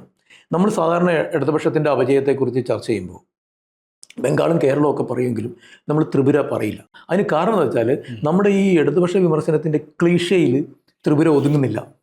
ലിബറൽ വിമർശനത്തിൻ്റെ ക്ലീഷയിൽ ത്രിപുര ഒതുങ്ങുന്നില്ല. കാരണം ത്രിപുര തകർന്നത് പാർട്ടിയുടെ അപജയം കൊണ്ടോ അല്ലെങ്കിൽ ഏതെങ്കിലും ഒരു നേതാവിൻ്റെ അപജയം കൊണ്ടോ നമ്മൾ സാധാരണ പറയുന്ന കാരണങ്ങളൊന്നും തന്നെ ത്രിപുരയിൽ ബാധകമല്ല. ത്രിപുരയിൽ പിന്നെ എങ്ങനെയാണ് തകർത്തത്? ത്രിപുരയിൽ തകർത്തത് അവർ അവിടെ സജീവമായി ആക്രമണങ്ങളിലൂടെ, ഹിംസയിലൂടെ അവിടുത്തെ ട്രൈബൽ ജനതയുമായി ബന്ധപ്പെട്ട കമ്മ്യൂണിസ്റ്റ് പാർട്ടിയുടെ CPM-ൻ്റെയും കമ്മ്യൂണിസ്റ്റ് പാർട്ടിയുടെയും ഇടതുപക്ഷത്തിൻ്റെയും ബന്ധങ്ങളെ തകർത്തുകൊണ്ട് അവർ തമ്മിലുണ്ടായിരുന്ന ചില വൈരുദ്ധ്യങ്ങളെ ചൂഷണം ചെയ്തുകൊണ്ട് മുമ്പോട്ട് വരികയാണ് ചെയ്തത്. അത് അപ്രതീക്ഷിതമായിട്ടുള്ള കാര്യമായിരുന്നു. ഉദാഹരണത്തിന് ഇപ്പോൾ അവിടെ തോൽക്കുന്ന സമയത്ത്, ആദ്യത്തെ പ്രാവശ്യം തോൽക്കുമ്പോൾ 16-17 സീറ്റ് കിട്ടുന്നുണ്ട്. അത് വലിയൊരു സീറ്റാണ്. അവിടെ വലിയ ശക്തമായൊരു പ്രതിപക്ഷം എന്നുള്ള രീതിയിൽ മാത്രമേ വരുന്നുള്ളൂ. അതായത് ഇപ്പോൾ കേരളത്തിൽ പ്രതിപക്ഷത്തിരിക്കുന്നുണ്ടല്ലോ ഇടതുപക്ഷം എന്ന പോലെ അവിടെയും പ്രതിപക്ഷത്തിരിക്കാനുള്ള ഒരു സാധ്യത ഉണ്ടായി എന്നുള്ളത്. പക്ഷേ ഇപ്പോൾ കേരളത്തിൽ ചെയ്തിട്ടില്ലാത്തതുപോലെ ഇപ്പോൾ ബംഗാളിൽ ചെയ്തതുപോലെ ഈ പാർട്ടിയുടെ ഓഫീസുകളെല്ലാം ആക്രമിക്കുകയും ഇടതുപക്ഷത്തിൻ്റെ ഓഫീസുകളെല്ലാം ആക്രമിക്കുക, ലെനിൻ്റെ പ്രതിമകൾ തകർക്കുക, ഒരു ഓളം സൃഷ്ടിക്കുകയാണ്. ഇടതുപക്ഷ വിരുദ്ധമായ ഒരു ഭൗതിക ആക്രമണത്തിൻ്റെ സാഹചര്യം, ഭീതിയും സൃഷ്ടിച്ചുകൊണ്ട് പ്രവർത്തിക്കാൻ പറ്റാത്ത അവസ്ഥയുണ്ടാക്കി. ഇതിൻ്റെ മാനിഫെസ്റ്റേഷൻസ് ആണ് പല സ്ഥലങ്ങളിലും നടക്കുന്നത്. ഇപ്പോൾ അധികാരത്തിലിരിക്കുന്ന BJP ഗവൺമെൻറ്റുകൾ നോക്കുക, അതിൽ പലതും മഹാരാഷ്ട്രയിലടക്കം, അതിന് ശേഷം തിരഞ്ഞെടുപ്പ് നടന്നു, അതിന് മുമ്പ് രാജസ്ഥാൻ, എല്ലായിടത്തും ഹിമാചൽ പ്രദേശ്, പല സ്ഥലങ്ങളിലും മധ്യപ്രദേശ്, ഇവരെങ്ങനെയാണ് അധികാരത്തിൽ വന്നത്? കോൺഗ്രസിൻ്റെ ആൾക്കാരെ കാലുമാറ്റിയാണ്. ഡിഫെക്ഷൻ മാനിപ്പുലേറ്റ് ചെയ്താണ്, എഞ്ചിനീയർ ചെയ്താണ് കൂടുതൽ സംസ്ഥാനങ്ങളും ആദ്യം BJP പിടിച്ചടക്കുന്നത്. ഈ പിടിച്ചടക്കിയതിന് ശേഷം സാധാരണ ജനാധിപത്യ സംവിധാനത്തിനുള്ളിൽ ആൻറ്റി ഇൻകുംബൻസി വന്ന് ഇവരും പോകേണ്ടതാണ്. പക്ഷെ അങ്ങനെ ആൻറ്റി ഇൻകുംബൻസി ഇവരെ പുറത്താക്കാൻ സാധിക്കാത്ത തരത്തിലുള്ള ഒരു സാഹചര്യമാണ് ഇവർ സൃഷ്ടിക്കുന്നത്. അതിപ്പോൾ ഉദാഹരണത്തിന് നമ്മളിപ്പോൾ എന്തൊക്കെ പറഞ്ഞിട്ടുണ്ടെങ്കിൽ, ഇപ്പോൾ ഇടതുപക്ഷം 30 കൊല്ലത്തിലധികം ബംഗാളിൽ ഭരിച്ചു, ത്രിപുരയിൽ ധാരാളം ഭരിച്ചു, കേരളത്തിൽ ഭരിക്കുന്നുണ്ട്. നമുക്കറിയാം, നമുക്ക് പല വിമർശനങ്ങളും ഇടതുപക്ഷമായിട്ട് ബന്ധപ്പെട്ടുണ്ടെങ്കിലും ഇടതുപക്ഷ ഭരണത്തിൻ്റെ ഒരു പ്രത്യേകത എന്ന് പറയുന്നത് ഒരു വെൽഫെയർ സ്റ്റേറ്റ് നിലപാടുണ്ടാവും. ഇപ്പം നമ്മൾ ചിലപ്പോൾ ന്യൂനപക്ഷത്തോടുള്ള നിലപാട് ശരിയാണോ, അല്ലെങ്കിൽ ദളിതിനോടുള്ള നിലപാട് ശരിയാണോ എന്നുള്ളതിനെക്കുറിച്ചൊക്കെ വിമർശനങ്ങൾ നമ്മൾ ഉന്നയിക്കും. പക്ഷെ ഒരു പ്രോജക്റ്റ് ഉണ്ട്. ഒരു കമ്മ്യൂണിസ്റ്റ് പാർട്ടിയെ സംബന്ധിച്ചുള്ള പ്രോജക്റ്റ് ഇല്ലാത്തൊരു കമ്മ്യൂണിസ്റ്റ് പാർട്ടി ഇല്ല. അതിപ്പോൾ CP ജോൺ ആണെങ്കിൽ തന്നെ അദ്ദേഹത്തിൻ്റെ ഒരു പ്രോജക്റ്റ് ഉണ്ടാവും. കമ്മ്യൂണിസ്റ്റ് എന്നുള്ള രീതിയിലൊരു പ്രോജക്റ്റ് ഉണ്ടാവും. RMPക്ക് ഉണ്ടാവും, CPIക്ക് ഉണ്ട്, CPM സ്വാഭാവികമായിട്ടും ഉണ്ട്, CPML പാർട്ടികൾക്കുണ്ട്. ആ പ്രോജക്റ്റിൻ്റെ ഭാഗമായിട്ടാണ് ഭരണം. അതാണല്ലോ ഈ സ്റ്റാലിനും ഹിറ്റ്ലറും തമ്മിലുള്ള പ്രധാന വ്യത്യാസം. ഈ ഒരു സോഷ്യൽ പ്രോജക്റ്റ് ഉണ്ട് എന്നുള്ളതാണല്ലോ. ഹിറ്റ്ലറിന് സോഷ്യൽ പ്രോജക്റ്റ് ഇല്ലല്ലോ. ഇത് രണ്ടും വലിയ വ്യത്യാസമാണ്. വെറുതെ താരതമ്യം ചെയ്യാൻ പറ്റുമെങ്കിലും അങ്ങനെ താരതമ്യം ചെയ്യാവുന്ന ഒരു കാര്യമല്ല. പക്ഷേ BJPക്ക് അങ്ങനെ ഒരു സോഷ്യൽ പ്രോജക്റ്റ് ഇല്ല. ഇപ്പോൾ സോഷ്യൽ പ്രോജക്റ്റ് ഇല്ലാതെ വരുമ്പോൾ അവർക്കുള്ളത് ഈ ആധിപത്യം നിലനിർത്തുക എന്ന് പറയുന്ന ഒരു പ്രത്യേക ഐഡിയോളജിക്കൽ പ്രോജക്റ്റാണുള്ളത്, അല്ലാതെ പൊളിറ്റിക്കൽ പ്രോജക്റ്റ് ഇല്ല. ആ ഐഡിയോളജിക്കൽ പ്രോജക്റ്റിൻ്റെ ഭാഗമായിട്ട് എതിരാളികൾ തിരിച്ച് അധികാരത്തിൽ വരുന്നതിനെ തടയുക എന്നുള്ളതാണ് അവർ ശ്രമിക്കുന്നത്. അതാണ് കോൺഗ്രസിനെയും അവർ തടയുന്നത്. അങ്ങനെയാണല്ലോ കോൺഗ്രസിനെ അവർ ഇല്ലാതാക്കുന്നത്. ഈ അധികാരത്തിൽ തിരിച്ചു വരാൻ കോൺഗ്രസിനൊരു സാധ്യതയുണ്ട്, മുന്നണിക്ക് സാധ്യതയുണ്ട് എന്നുള്ളത് കൊണ്ട് അതിൻ്റെ പഴുതുകൾ അടക്കിയാണ് ചെയ്യുന്നത്. അപ്പോൾ അത് സ്വാഭാവികമായിട്ടും ഈ ത്രിപുരയിലും അതുപോലെ തന്നെ ബംഗാളിലും ഉണ്ടായ തിരിച്ചടി, CPMനും ഇടതുപക്ഷത്തിനും ഉണ്ടായ തിരിച്ചടി അഖിലേന്ത്യാ തലത്തിൽ കമ്മ്യൂണിസ്റ്റ് പ്രസ്ഥാനത്തെ മൊത്തം ബാധിച്ചിട്ടുണ്ട്. ഇപ്പം നമ്മൾ വിചാരിക്കും നമ്മളിപ്പോൾ CPMനെ അനുകൂലിക്കുന്ന ഒരു പാർട്ടി അല്ലല്ലോ എന്ന് വിചാരിക്കും അവർ കമ്മ്യൂണിസ്റ്റ് പാർട്ടിക്ക്. പക്ഷേ CPMനും CPIക്കും ഉണ്ടാകുന്ന തിരിച്ചടി എന്ന് പറയുന്നത് യഥാർത്ഥത്തിൽ അതാണ് കമ്മ്യൂണിസ്റ്റ് പ്രശ്നം. എവിടെയെങ്കിലും ഒരു കമ്മ്യൂണിസ്റ്റ് പാർട്ടിക്ക് ഒരു പ്രശ്നം ഉണ്ടായാൽ പരക്കെയുള്ള കമ്മ്യൂണിസ്റ്റ് പാർട്ടികളെ ഒക്കെ ബാധിക്കും എന്നുള്ളത് ഒരു യാഥാർത്ഥ്യമാണ്. കാരണം അങ്ങനെയാണ് ലോകം അതിനെ കാണുക. ആ കമ്മ്യൂണിസ്റ്റ് പാർട്ടി, ഈ കമ്മ്യൂണിസ്റ്റ് പാർട്ടി നമുക്കേ ഉള്ളൂ വേർതിരിവ്, അഭിപ്രായ വ്യത്യാസങ്ങൾ. പക്ഷേ അവരൊന്നിച്ചാണ് കാണുന്നത്. അവരിതിനെല്ലാം ഒരേ എതിർക്കേണ്ട ഒരേ പ്രത്യയശാസ്ത്രത്തിൻ്റെ വിവിധ മാനിഫെസ്റ്റേഷൻസ് ആയിട്ടാണ് കാണുന്നത്. അതുകൊണ്ട് തന്നെ ജനങ്ങളുടെ മനസ്സിലും അങ്ങനെ തന്നെയാണ്. ഇപ്പോൾ റഷ്യയിൽ കമ്മ്യൂണിസ്റ്റ് പാർട്ടി പരാജയപ്പെട്ടാൽ ആദ്യം അതിൻ്റെ റിപ്പർക്കഷൻ ഉണ്ടാകുന്നത് ഇന്ത്യ പോലുള്ള രാജ്യങ്ങളിലെ കമ്മ്യൂണിസ്റ്റ് പാർട്ടികൾക്കാണ്. ഇപ്പം ഞാൻ ചോദിക്കട്ടെ, ഇപ്പോൾ നമ്മൾ കമ്മ്യൂണിസ്റ്റത്തെ പറ്റി കേരളത്തിൽ സംസാരിക്കുമ്പോൾ മുമ്പ് സംസാരിച്ച പോലെ നമുക്ക് സംസാരിക്കാൻ പറ്റില്ല. കാരണം ഇത് നമ്മുടെ ക്രെഡിബിലിറ്റിയുടെ പ്രശ്നമല്ല, മറിച്ച് സോവിയറ്റ് യൂണിയനിൽ തകർച്ച സംഭവിച്ചതിന് ശേഷം കമ്മ്യൂണിസത്തിന് എന്ത് ക്രെഡിബിലിറ്റി ബാക്കിയുണ്ട് എന്ന ചോദ്യത്തിൻ്റെ ഒരു തുള്ളിയാണ് നമ്മൾ ഈ നേരിടുന്നത്. ആ ഇന്റർ കണക്ഷൻ ഉണ്ട് ലോക കമ്മ്യൂണിസം എന്ന്. അതുകൊണ്ടാണ് ഞാൻ തുടക്കത്തിലേ പറഞ്ഞത്, കമ്മ്യൂണിസ്റ്റ് പാർട്ടികൾ ഒറ്റയ്ക്ക് നിലനിൽക്കുന്നില്ല. കമ്മ്യൂണിസ്റ്റ് പാർട്ടികൾ ലോകത്തിലെ മറ്റ് കമ്മ്യൂണിസ്റ്റ് പാർട്ടികൾക്കുണ്ടാകുന്ന ഉയർച്ച താഴ്ചകൾ അതേ രീതിയിൽ തന്നെ അനുഭവിക്കുന്ന പാർട്ടികളാണ് മറ്റു പാർട്ടികൾ. യൂറോപ്പിലെ കമ്മ്യൂണിസ്റ്റ് പാർട്ടി തകർന്നിട്ടുണ്ടെങ്കിൽ ഏഷ്യയിലെ കമ്മ്യൂണിസ്റ്റ് പാർട്ടികളെ അത് ബാധിക്കും. ഏഷ്യയിലെ കമ്മ്യൂണിസ്റ്റ് പാർട്ടികൾ തകരുമ്പോൾ അത് ആഫ്രിക്കയിലെ കമ്മ്യൂണിസ്റ്റ് പാർട്ടികളെ ബാധിക്കും. അത്തരത്തിലൊരു ഇൻ്റർനാഷണൽ കണക്ഷൻ ഇതിനുണ്ട്. അതുകൊണ്ട് തന്നെ ഈ ആഗോള മുതലാളിത്ത പ്രത്യയശാസ്ത്രത്തിൻ്റെ മുന എന്ന് പറയുന്നത് ഓരോ ദേശീയ കമ്മ്യൂണിസ്റ്റ് പാർട്ടികളെ ആണ് അവർ ഉന്നം വയ്ക്കുന്നതെങ്കിൽ പോലും അതിൻ്റെ പിന്നിലുള്ള ആശയം എന്ന് പറയുന്നത് ആഗോളതലത്തിൽ. ഇപ്പം ഞാൻ ചോദിക്കട്ടെ, ഈ ട്രംപ് പറയുന്നു ഏറ്റവും വലിയ ശത്രു കമ്മ്യൂണിസമാണ് എന്ന് പറയുന്നു. അവിടെ കമ്മ്യൂണിസം ഒരു ഭീഷണി അല്ലെന്നുള്ളത് നമുക്കറിയാം. പക്ഷേ ഇത് പറഞ്ഞെങ്കിൽ മാത്രമേ അയാളുടെ പോസ്റ്റ് നിയോ ലിബറൽ എക്കണോമിക്സും പൊളിറ്റിക്സും സാധുത കണ്ടെത്തുന്നുള്ളൂ. കാരണം ഈ ഒരു എനിമിയാണ് കമ്മ്യൂണിസം എന്നുള്ളത് സ്ഥാപിച്ചുകൊണ്ടേയിരിക്കണം. മമതാനിയെ പോലും കമ്മ്യൂണിസ്റ്റ് എന്നാണ് വിളിക്കുന്നത്. അല്ല, മമതാനി എന്ത് കമ്മ്യൂണിസ്റ്റ്? മമതാനി കമ്മ്യൂണിസ്റ്റ് അല്ലല്ലോ. പക്ഷേ മമതാനിയെയും മറ്റേ പ്രസിഡന്റായിട്ട് മത്സരിച്ച കമലാ ഹാരിസിനെയും ഒക്കെ കമ്മ്യൂണിസ്റ്റ് എന്ന് വിളിക്കുന്നതിൻ്റെ കാരണം ഈ ഒരു ന്യൂ ലിബറൽ ഭീതി ഉയർത്താൻ സാധിക്കുന്നത് കമ്മ്യൂണിസത്തിൻ്റെ പേര് പറഞ്ഞിട്ടാണ്. കമ്മ്യൂണിസ്റ്റ്, ഈ ലോകത്ത് ഒരു കമ്മ്യൂണിസ്റ്റും ഇല്ലെങ്കിൽ പോലും ഇവർ ഇത് തന്നെ പറഞ്ഞുകൊണ്ടിരിക്കും. അത് കമ്മ്യൂണിസ്റ്റുകാരെ സംബന്ധിച്ചോളം, കമ്മ്യൂണിസ്റ്റ് പാർട്ടികളെ സംബന്ധിച്ചോളം ഒരു പ്രതിസന്ധി സൃഷ്ടിക്കുന്നുണ്ട്. മറ്റൊന്ന്, മാറുന്ന ആഗോള സാഹചര്യങ്ങൾക്കനുസരിച്ച് വസ്തുനിഷ്ഠമായിട്ട് മാറുന്നതാണ് കമ്മ്യൂണിസ്റ്റ് പാർട്ടികൾ. ഇപ്പോൾ ഉദാഹരണത്തിന്, ഇപ്പോൾ ആഗോള തലത്തിൽ ഇന്ത്യയിലെ പല കമ്മ്യൂണിസ്റ്റ് പാർട്ടികളും തമ്മിൽ അഭിപ്രായ വ്യത്യാസങ്ങൾ ഉണ്ടാവും. പക്ഷേ ആഗോള തലത്തിലുള്ള പല കാര്യങ്ങളോടും യോജിപ്പായിരിക്കും ഉണ്ടാവുക. അതുപോലെ തന്നെ പ്രാദേശിക, ഇപ്പോൾ കേരളത്തിൽ ചില കാര്യങ്ങളിൽ കമ്മ്യൂണിസ്റ്റ് പാർട്ടികൾ തമ്മിൽ എതിർപ്പുണ്ടാവാം. പക്ഷേ ആൾ ഇന്ത്യ തലത്തിൽ പലതരത്തിലുള്ള യോജിപ്പുകൾ ഉണ്ടാകും. ഇതിൻ്റെ അടിസ്ഥാനം എന്ന് പറയുന്നത് ഈ ആഗോള തലത്തിലുള്ള മൂലധനത്തിനോടുള്ള കമ്മ്യൂണിസ്റ്റ് പാർട്ടികളുടെ ഒരു വൈരുദ്ധ്യമാണ്. പക്ഷേ അത് നിലനിർത്താൻ സാധിക്കുന്ന, അല്ലെങ്കിൽ അതിനെ കൺസോളിഡേറ്റ് ചെയ്യാൻ സമ്മതിക്കാതിരിക്കുക എന്നുള്ളതാണ് ട്രംപ് ആണെങ്കിലും ചെയ്യുന്നത്, മോദി ആണെങ്കിലും ചെയ്യുന്നത്.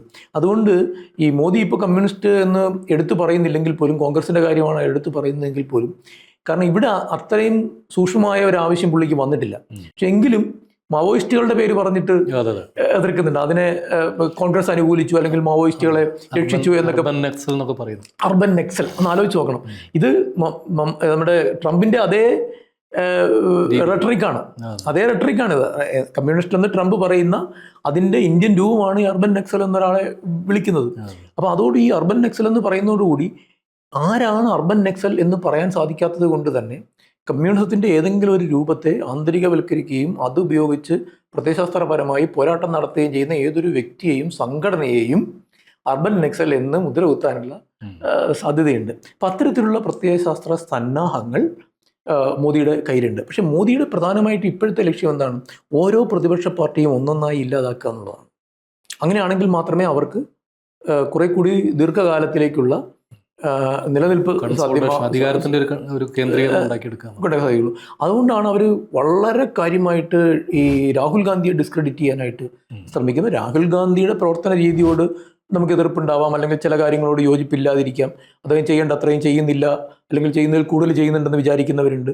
ഞാൻ അതിലേക്കല്ല ഞാൻ കടക്കുന്നത്. പക്ഷേ കൺസിസ്റ്റൻ്റ് ആയിട്ട് രാഹുൽ ഗാന്ധിയെ ഡിസ്ക്രെഡിറ്റ് ചെയ്യാനുള്ള മോഡിയുടെയും BJPയുടെയും ശ്രമം എന്ന് പറയുന്നത് ഈ ഭരണഘടനാ ഏതരമായ അവരുടെ പ്രതിപക്ഷ നിർമ്മാർജ്ജന പദ്ധതിയുടെ ഭാഗമാണ്. അവർക്കുള്ളത് ഇതാണ്, ഒരു പ്രതിപക്ഷ നിർമ്മാർജ്ജനം എന്നുള്ളതാണ് അവരുടെ ലക്ഷ്യം. അല്ലാതെ പ്രതിപക്ഷവുമായി ബന്ധപ്പെട്ട് ജൈവപരമായിട്ടുള്ള ഒരു ജനാധിപത്യ വ്യവസ്ഥ നിലനിർത്തുക എന്നുള്ളതല്ല. പ്രതിപക്ഷത്തിന് പ്രാധാന്യമുണ്ടെന്ന് അംഗീകരിക്കാൻ തയ്യാറല്ലോ. ഇപ്പോൾ വേറെ ഏതൊരു ഭരണകക്ഷിയാണെങ്കിലും, ഇപ്പോൾ നമ്മളിപ്പോൾ കേരളത്തിലാണെങ്കിൽ തമിഴ്നാട്ടിലാണെങ്കിലൊക്കെ പ്രതിപക്ഷത്തിന് ഒരു പ്രത്യേകമായ ബഹുമാനം കൊടുത്തുകൊണ്ടായിരിക്കുമല്ലോ നമ്മൾ ചെയ്യുക. പ്രതിപക്ഷ ബഹുമാനം എന്നൊരു വാക്ക് തന്നെയാണ്. ഈ പ്രതിപക്ഷ ബഹുമാനം എന്നൊരു വാക്കിന് BJPയുടെ നിഘണ്ടുവിൽ പ്രതിപക്ഷം ആവശ്യമില്ല. പ്രതിപക്ഷം ആവശ്യമില്ല, പ്രതിപക്ഷം പാടില്ല. പ്രതിപക്ഷം അനാവശ്യമാണ്. പ്രതിപക്ഷം ഒരു ബാധ്യതയാണ്. അവരുടെ അർത്ഥത്തിലുള്ള ഇല്ലിബറൽ ജനാധിപത്യത്തിൽ ഉള്ള ഒരു ബാധ്യതയാണ് ഈ പ്രതിപക്ഷം എന്ന് പറയുന്നത്. അതുകൊണ്ട് തന്നെ പ്രതിപക്ഷ നിർമ്മാർജ്ജനം, എലിമിനേഷൻ ഓഫ് ഓപ്പോസിഷൻ ആണ് BJPയുടെ ടാർഗറ്റ്. അതിൻ്റെ ഭാഗമായിട്ടാണ് ബംഗാളിലാണെങ്കിലും ത്രിപുരയിലാണെങ്കിലും, ഇനിയിപ്പോൾ കേരളത്തിൽ സംഭവിക്കുകയാണെങ്കിൽ കേരളത്തിലാണെങ്കിലും, തമിഴ്നാട് കർണാടക പോലെയുള്ള പ്രദേശങ്ങളിലാണെങ്കിലും ഒക്കെ അവർ വ്യാപിക്കാൻ പോകുന്നത് ഈ ഒരു ലക്ഷ്യം വെച്ചിട്ടാണ്. എലിമിനേഷൻ ഓഫ് ഓപ്പോസിഷൻ പാർട്ടീസ് എന്നുള്ള പ്രോജക്റ്റാണ്. അതുകൊണ്ടാണ് ഇതിനെ എതിർക്കാൻ പറ്റാത്ത, ഇതിനെ എതിർക്കുന്നത് എങ്ങനെയെന്നുള്ള ഒരു സംഘർഷവും സന്ദേഹവും വരുന്നതിൻ്റെ ആശങ്കയും ഒക്കെ ഉണ്ടാകുന്നതിൻ്റെ കാരണം ഒരു ഭരണകക്ഷി ജനാധിപത്യത്തിനുള്ളിൽ ഇങ്ങനെ അല്ല പ്രവർത്തിക്കുക. പ്രതിപക്ഷവുമായിട്ട് സംവാദാത്മകമായൊരു ബന്ധമാണ്, വിമർശിക്കാം, പരസ്പരം വിമർശിക്കുമ്പോൾ പോലും ഇതുവരെ അങ്ങനെയാണ് ഉണ്ടായിട്ടുള്ളത്. പക്ഷെ അതുപോലും സാധ്യമല്ലെന്ന് മാത്രമല്ല, അവരതിന് തയ്യാറുമല്ല. ഈ സാഹചര്യത്തെ പ്രതിപക്ഷ മുന്നണി യഥാർത്ഥത്തിൽ പൂർണ്ണമായിട്ടും വിലയിരുത്തുകയോ മനസ്സിലാക്കുകയോ ചെയ്തിട്ടുണ്ടോ എന്നുള്ള കാര്യത്തിൽ സംശയമുണ്ട്. ഈ പശ്ചിമ ബംഗാളിലെ തെരഞ്ഞെടുപ്പിൽ 15 വർഷമായിട്ട് CPMഉം CPI ഒക്കെ പ്രതിപക്ഷത്താണ്, വളരെ ദുർബലരായി. പക്ഷേ തെരഞ്ഞെടുപ്പിന് മുമ്പും പിമ്പും നടന്ന വലിയ റാലികളിൽ ലക്ഷക്കണക്കിന് ആളുകൾ വരുന്നുണ്ട്. മീനാക്ഷി മുഖർജിയെ പോലുള്ള പുതിയ നേതൃത്വം വന്നിട്ടുണ്ട്. പക്ഷെ വോട്ടിൽ അത് കാണാനില്ല. വോട്ട് വരുമ്പോൾ അത് എവിടേക്കാണ് ഈ വോട്ട് പോകുന്നത്? അല്ല, ഈ റാലികളിൽ വരുന്ന ആൾക്കാർ എന്ന് പറഞ്ഞിട്ടുണ്ടെങ്കിൽ പ്രധാനമായിട്ടും തൊഴിലാളികളും കർഷകരും ഒക്കെ തന്നെയാണ്. പക്ഷേ റാലികളുടെ ഒരു വലിപ്പം നമ്മൾ അതിൻ്റെ ഒരു ദൃശ്യതയിൽ നിന്ന് മാത്രം കണക്കാക്കുന്നതാണ്. അത് പല നിയോജക മണ്ഡലങ്ങളിൽ നിന്നും പല സ്ഥലങ്ങളിൽ നിന്നും വരുന്ന ആൾക്കാരാണ്. അവരെ അങ്ങനെ അത്രയ്ക്ക് സംയോജിപ്പിച്ച ഒരു വലിയൊരു ഇലക്ട്രൽ ബേസാക്കി മാറ്റാൻ കമ്മ്യൂണിസ്റ്റ് പാർട്ടികൾക്ക് സാധിച്ചിട്ടില്ല. ഇപ്പോൾ മഹാരാഷ്ട്രയിൽ കർഷക സമരത്തിൻ്റെ കാലഘട്ടത്തിൽ CPM എത്രയോ വിപുലമായ കർഷക സംഘടനം നടത്താൻ സാധിച്ചു. പക്ഷെ അതിൻ്റെ ഒരു റിഫ്ലക്ഷൻ ഒരിക്കലും തിരഞ്ഞെടുപ്പിൽ വരുന്നില്ല. കാരണം തിരഞ്ഞെടുപ്പ് എന്ന് പറയുന്നത് ഈ ലോക്കൽ ബൂത്തുകളിൽ സാധാരണ മനുഷ്യൻ പോയി ചെയ്യുന്ന വോട്ടാണ്. ഈ ലോക്കൽ ബൂത്തിൽ ഏറ്റവും കൂടുതൽ സ്വാധീനം ചെലുത്തുന്നത് അവിടുത്തെ ലോക്കൽ മാഗ്നറ്റുകളായിരിക്കും. അവരുടെ സ്വാധീനത്തിലാണ് ആൾക്കാർ വോട്ട് ചെയ്യുന്നത്. ഈ ജാതിക്ക് പോയാൽ തന്നെയും അൾട്ടിമേറ്റ്ലി തിരഞ്ഞെടുപ്പ് പ്രക്രിയയിൽ പങ്കെടുക്കുന്നത് പ്രാദേശികമായിട്ടുള്ള മറ്റു പല കണക്കൂട്ടലുകളും കാരണങ്ങളും ഒക്കെ വെച്ചിട്ടായിരിക്കും. പിന്നെ തന്നെയുമല്ല, ഇവരുടെ പ്രചരണം പലപ്പോഴും അത്തരത്തിലുള്ള ഗ്രാസ് റൂട്ടുകളിൽ എത്താറില്ല. ഈ ഒരു റാലി നടക്കുന്നു എന്നുള്ളതല്ലാതെ അത് വോട്ട് ബീഹാറിൽ സാധിക്കുന്നുണ്ട് കുറേയൊക്കെ. കാരണം അത് ട്രഡീഷണലി അവിടുത്തെ ML പാർട്ടിക്ക് അത്തരത്തിലൊരു വോട്ട് ബേസ് ഉണ്ടായിരുന്നത് കൊണ്ടാണ്. അത് തന്നെ ഇപ്പം നിലനിർത്താൻ അവർ ചക്രശ്വാസം വലിക്കുകയാണെന്ന് പറഞ്ഞാൽ അത്ഭുതമല്ല. നിലനിർത്താൻ ശ്രമിക്കുന്നത് ഇപ്രാവശ്യത്തെ തെരഞ്ഞെടുപ്പിൽ ശരിയായിട്ട് സാധിച്ചുമില്ല. കഴിഞ്ഞ പ്രാവശ്യത്തെ അത്രയും സാധിച്ചില്ല. ഇപ്പം ഈ ഇടതുപക്ഷ പാർട്ടികൾക്ക് ഇന്ത്യയിൽ എല്ലാ സ്ഥലത്തും ഇപ്പോൾ CPIക്ക് ഉണ്ട്, CPM-നുണ്ട്, ഈ CPI-ML ബീഹാറിലെ CPI-ML-നുണ്ട്, മറ്റു പല CPI-ML ഗ്രൂപ്പുകൾക്കും ഇന്ത്യയുടെ പല ഭാഗങ്ങളിലായിട്ട് ശക്തിയുണ്ട്. പക്ഷേ ഇതൊന്നും തന്നെ ഒരു പർട്ടിക്കുലർ നിയോജക മണ്ഡലത്തിലെ വിജയമായി മാറത്തക്ക രീതിയിലുള്ള കൺസോൾട്ടേഷൻ അല്ല. പൊതുവിൽ ഒരു തൊഴിലാളി വർഗത്തിൻ്റെ ഒരു വിഭാഗത്തിൻ്റെ മുകളിൽ അവർക്ക് ആശയപരമായിട്ട് ഒരു സ്വാധീനം ഉണ്ട് എന്നുള്ളതേ ഉള്ളൂ. അതുകൊണ്ടാണ് ഈ റാലികളിൽ കാണുന്ന സമൂഹത്തെ നമ്മൾ വോട്ടിങ്ങിൽ കാണാത്തത്. കാരണം അത് സ്കാറ്റേഡാണ്. അവർ പല സ്ഥലങ്ങളിൽ നിന്ന് വരുന്നവരാണ്, അവർക്ക് ഇൻട്രസ്റ്റുകളുണ്ട്. പിന്നെ പല മണ്ഡലങ്ങളിൽ സ്ഥാനാർത്ഥികൾ തന്നെ ഉണ്ടാവില്ല. ഈ തൊഴിലാളികൾ വരുന്ന സ്ഥലങ്ങളിൽ നിന്ന് ഇടതുപക്ഷ സ്ഥാനാർത്ഥികൾ ഉണ്ടാവില്ല.